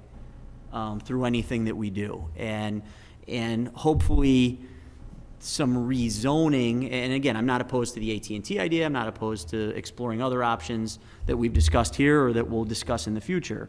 But I think we have spots, they're just not zoned appropriately, and we're gonna need to make some adjustments. And we've tried doing that piecemeal in the past, and I know the director, you know, mentioned that we'd come back with some of this. I think we're gonna have to implement a lot of it pretty quickly at the same time to make it all work together properly. Would you guys agree with that? Yes. It doesn't, again, Mayor Maloney's analogy that you're just squeezing the balloon and moving the problem somewhere else. If we're gonna make this all work, we have to totally change the design of the balloon at one time, or close to it. And I know your sign guys are gonna love that. But. It's getting it all through council at one time. Yeah, right. Just add to that, I think. Sure. You're right in one sense. I mean, you'd be amazed how many people do not know where the farmer's market is. Right. Yep. And I think that gets to the young woman's point that better signage and things like that. Better signage, I think education. You know, we put together a map ourselves of where parking is the other day. Mm-hmm. Put it on the internet. Yep. So there definitely is an education thing. But you're the age you are. I can tell you, you know, 50, 60-year-old people or people with their elderly parent, they want to drop people off. They don't have this. I totally agree with you. I mean, I would walk 2 or 3 blocks. Right. But they don't see it that way. And they'll drive away if it's got to be 3 blocks from where it is. Sure. The other thing about it is, if you go around, like these gentlemen will probably attest it, you go around, there's 5-hour meter parking, there's free parking, there's 2-hour meter parking, there's 12-hour meter parking, there's with or without Park Ridge sticker. Yeah, clean it up. I'm not actually quite sure what we got going on. Yep. No, I agree. It needs to be simplified. Yep. Educated to people. And then I think we need to look at certain things like employee parking. I want to clarify, I don't want 70 or 80 employees at one time. But we got, you know, quite a lot of employees as everybody else. I try to force them away, you know, move, park elsewhere. I send them all to the farmer's market lot after 4 o'clock. Yeah. But we're having to do that transition at 4 o'clock. Yep. Yep. So, No, I agree. I say And there's a lot to it, John. I just really, oh yeah. I'm offering my services and I offer Sure. anyone else who wants to listen more to me. And I work with the committee to just hear what the practical problems are. Sounds good. And one of the things I wanted to bring up too is the idea of the 30-minute parking along Prospect there, the pilot program that you guys discussed. That's something that I think would be beneficial to a lot of these different areas of town, whether it's over behind Panera or on Main Street, wherever it is. I know there's a lot of people who, that's all they're really interested in, is I just need to run in and grab a sandwich, or I need to run in and drop off, you know, my watch to get fixed at Solari in Huntington, or I need to run in and get an iced tea at T-Lula, or whatever it is. And I'm not gonna be there for more than a half hour. There are businesses like that all through Uptown that are quick in and out type places. Even carry out from some of their new restaurants in that area. Yeah, so I wouldn't, you know, I'd be interested in finding out from you guys why we're just piloting it and why we're not thinking about implementing it a little bit further. Whether you want to answer tonight or talk it through further later is up to you. No, we went through a few different places, a lot of them, like you said, you know, south on Prospect, along Main Street. And the reason why we picked those 2 spots, or 2 spots on North Prospect, was because of the vibrancy and the quick turnaround of those 3 restaurants. You know, Starbucks Coffee, Subway, and Einstein. You get a lot of people in and a lot of people out all at the same time. Whereas, you know, you mentioned dropping off a watch, getting it fixed. Yeah, you don't need more than 15 minutes or 30 minutes, but how many of you are there at any one time dropping off a watch? You know, so what we were trying to do was maximize the benefit, I guess you could say, by putting those two in front of 3 restaurants that really want to have quick turnover. You know, Starbucks will have 10, 20 people in it at once. Sure. Subway at lunch. Yep. And then I guess if we were to do that, because this is one of my pet peeves, and this would go to Chief Kaminsky as far as enforcement, if those spots are open and they're 30-minute spots and they turn over faster, we're going to see a lot of people headed south on Prospect making illegal left-hand turns to try to pull into those spots. And I mean, we could pay for all these new parking meter upgrades and new signage just by sitting outside for a week and giving tickets to everybody who does that. And I'd want to see, at least as we do this initial adjustment, some stepped-up enforcement. I mean, you wouldn't even have to park a car out there. You could just have a guy waiting behind the newly reinforced kiosk. I wasn't doing every morning. Yeah, right? All right. Thank you guys very much. I think we have some interesting issues to discuss at a future meeting. Just one quick final comment, additional shout out for whatever may happen with the AT&T lot. As a former commuter parking permit holder in that lot, I think with the way it is now, if we could get that back in some capacity to help with both commuter parking as well as possibly employee parking if we did a permit system, I think that'd be a huge You win. do know that they already started a list and you're not on it, right? Maybe next time. And this is something just for the director and his staff. I think this is something that people in this town have been very patiently waiting for, and we're gonna want to move on this. Whether it's coming to council or at the very next cow, having some type of, and maybe for you as well, Joe. You know, I know there are business owners, employees, commuters, customers, everybody wants to see something come to a head, and I don't want this to, you know, to use one of my friend's phrases, move at the pace of city government. I don't want to see that happen on this. I'd like to get this moving as quick as possible. Sound good? Excellent. All right, final discussion item. And again, I think this should just come back to a council meeting, and this was something I wanted to put on here, and the summer's going, and I've gotten a few comments and text messages and Facebook messages from residents who, the issue we have right now in Uptown is we no longer pick up trash, and it's not just the trash that has accumulated in and around the garbage cans on Sunday mornings. It's just litter. All the kids uptown drinking cans of pop, they all go to Starbucks and get water for free, I guess, and walk around with it and just toss it all over town. Groot comes through on Saturday mornings and picks up or tips the cans, but they certainly don't go, you know, into the bushes and around other areas and pick up all the litter. With the amount of traffic we get on a Friday night, Saturday night, I've had people send me pictures going, what's going on with this or that or the other thing, and it just kind of looks bad. It's not a pressing issue. I just wanted to kind of get the sense of the council of whether it was even worth bringing back as a discussion. The way this came up, from my point of view, is when I used to work for Public Works, there'd always be 1 or 2 full-time guys on a Saturday morning and a Sunday morning, and then there'd be a couple of the summer help folks that were a much more reasonable rate to pay them to walk around and do this. I don't know if this is anything, if anybody else has heard about this. I asked Wayne to put together worst case scenario cost-wise. This isn't something we'd have to approve. It's just something for discussion that basically would say, okay, if we had a four-man crew and local 150 guys all signed up for it, because according to their contract, we have to offer it to them first. What I can tell you historically has happened is those guys don't want to work 6 a.m. shifts on Saturday and Sunday mornings. You'll get a couple guys who volunteer to run the crew, and then some summer help that signs up because they want as much money before they go back to college. So is this something that we want, and I know we're all tired right now, but is this something we'd like to discuss re-implementing? It was cut back a number of years ago because of budget restraints, but we also didn't have the collection of restaurants and teenagers and nightlife and people walking around that we do today. So thoughts, feelings, Alderman Mazuka? This is $39,000 unbudgeted, correct? It's not action, it's discussion. No, but the proposal in front of us, This is I'm the. reading it right. This is the It's worst case 39 scenario, and it doesn't have to be approved at that. It could be approved just for Saturdays, it could be approved just for Sundays. It could be approved on we're gonna spend $15,000 for however long we can make it last this summer, see how it goes, and if we wanna continue it, we can continue it and do another budget amendment. And the worst case is it's a four-man crew of local 150 employees, all with a shift premium because it's a weekend. And that would be why I would potentially propose a smaller amount to see if they're actually signing up.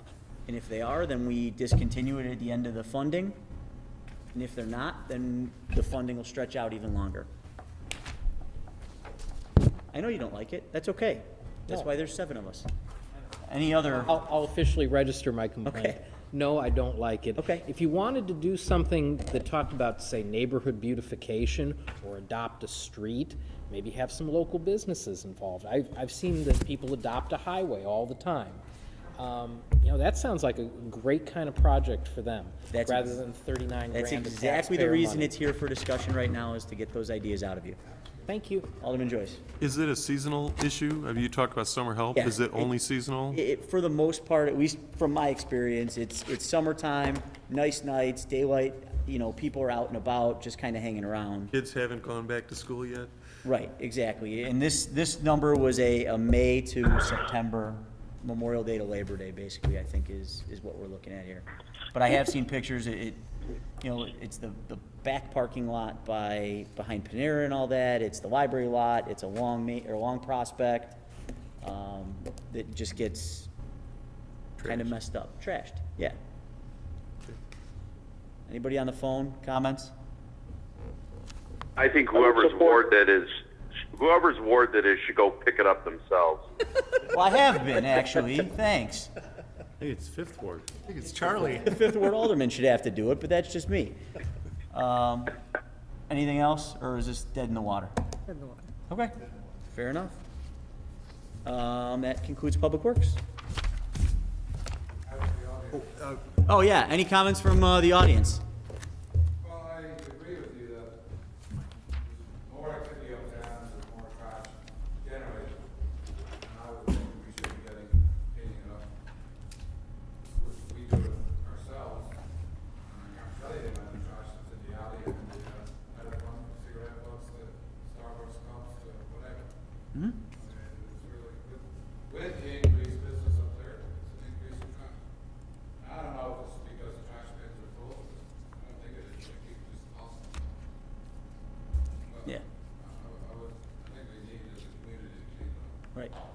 Chairman, I have about a 30-second director's report. Sure. Just wanted the public to know that the railroad crossing on Greenwood is the first one to be repaired in April of next year.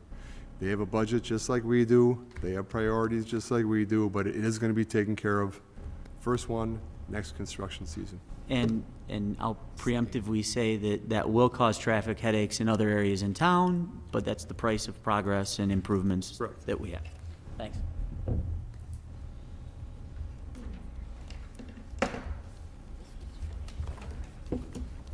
Thank you. Standing in for Charlie with Public Safety.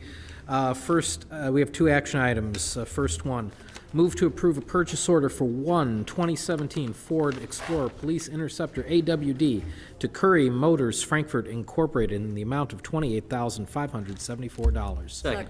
Thank you. Frank? The next 2 items are 2 budgeted replacements that we have in the budget to replace cars. Mike is here to talk about it if you need any questions, but they're pretty much replacements. Got it. Questions from the Alderman?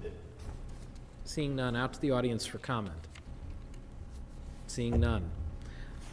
Back to the council for comment. Need a voice vote, please. No. Yes. Alderman Wilking. Yes. Alderman Melissus. Yes. Alderman Schubert. Yes. Alderman Meldosian. Yes. Mazuka. Yes. Alderman Joyce. Yes. Did you have a question? You said voice vote, I think. I'm sorry. But it was a roll call, so. I meant roll call. It's No, very, that's what you did, it's so very that's why I late. It's very late. We're not used to this. It's been a while since we've had one of these. So that is approved unanimously. Second, move to approve a purchase order for one 2017 Ford Taurus Interceptor to Morrow Brothers Ford in the amount of $25,880. Second. Thank you. Still replacement? Still replacement. Okay. Questions from the alderman? I have one. Frank, this is the first replacement we've done where it's no longer the SUV Interceptor, it's a Taurus The Taurus, we wanted to Interceptor? try a Taurus out. Okay, so this is a test, and Yep. potentially, if this is one that works out well, we could be saving $3,000 per car if A we little don't have to cheaper, replace. we wanted to try to see them. Got it. Thank you. Is there anything else you wanted to add, Mike? No, you hit on the head. Okay. Finer Taurus, a little less money. Okay. Anyone on the phone want to mention something or have a question on this? Okay. I'm good, thank you. Alderman Mellis, didn't we like the taller SUVs to get through in inclement weather? We've banned the inclement weather. It's over. We're not doing it anymore. But one of the things that I think Cook County sheriffs are now using, the sedan-style Interceptors, the smaller ones. Saw one on the road the other day, so I think it's reasonable to take that test. There's an application where you don't need all the extra space in the back, and this would be ideal. And actually, it's also all-wheel drive, so winter should not be a problem. Slightly more fuel efficient too, right? It comes in that way, but yeah, absolutely, yes. Yeah. Very well. Any other questions from the alderman? Seeing none, out to the audience for comment. Seeing none, back to the alderman for comment. Seeing none, roll call vote. Alderman Wilkening. Yes. Alderman Melissus. Nick? Yes. Alderman Schubert. Yes. Alderman Meldosian. Aye. Alderman Mazuka. Yes. Alderman Joyce. Yes. Alderman Moran. Thank you. We have no discussion items. The department head reports, we've got them all in the packet. Frank, is there anything you want to mention in the No, department just head the report? usual stuff. If you have any questions, I know it's getting late on any of the items, I'll be glad to answer them. Very well. Action items for fire, discussion items for fire, none and none. Department head report. Jeff, did you want to mention anything? Just had a few complimentary letters for you to look at, and next month we'll have our quarterly report that's for April, May, and June. And the only other thing is we've been working on hydrants. We've got our summer crew out there, and they are done with everything south of Devon. And we use the Code Red system to notify residents every week that we'll be testing in their area the following week. So they're in Ward, finishing up in 7, moving to 6, and working their way north through the summer. That's it. Thank you. Very well. Thank you. Hey, Mark, I just had two comments Go ahead, Frank. that were not on the list here. I just wanted to give you some feedback about the great work that Wayne's guys have done with the air conditioning now that we've got the new unit. Remember I talked about the humidity issues down there? And so far, so good. The cooling system's working and there's less humidity. We've taken actually the portable units out down there and it seems to be running good. So I wanted to give you that feedback because that made a huge difference in the stuff that was done. On the other side, maybe it's a sign of times, but we did the police test this Saturday, and we only had half of the applicants show up than we did in previous things. And remember, we do it as a consortium with 4 other cities. So I think we only had about 280. In the past, we've had over 500. So recruitment will always be an issue now for the future. So we've got some things in mind, so we'll keep you posted. Very well. Thank you. All right. That concludes public safety. Thank you.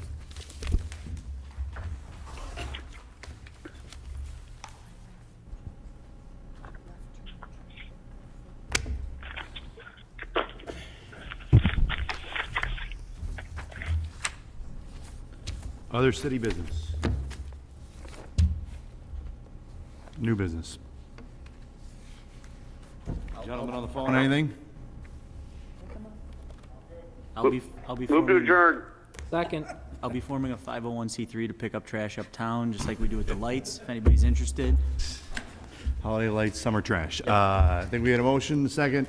All those in favor signify by saying aye. Aye. Those opposed? Aye. Good night. Good night, everybody.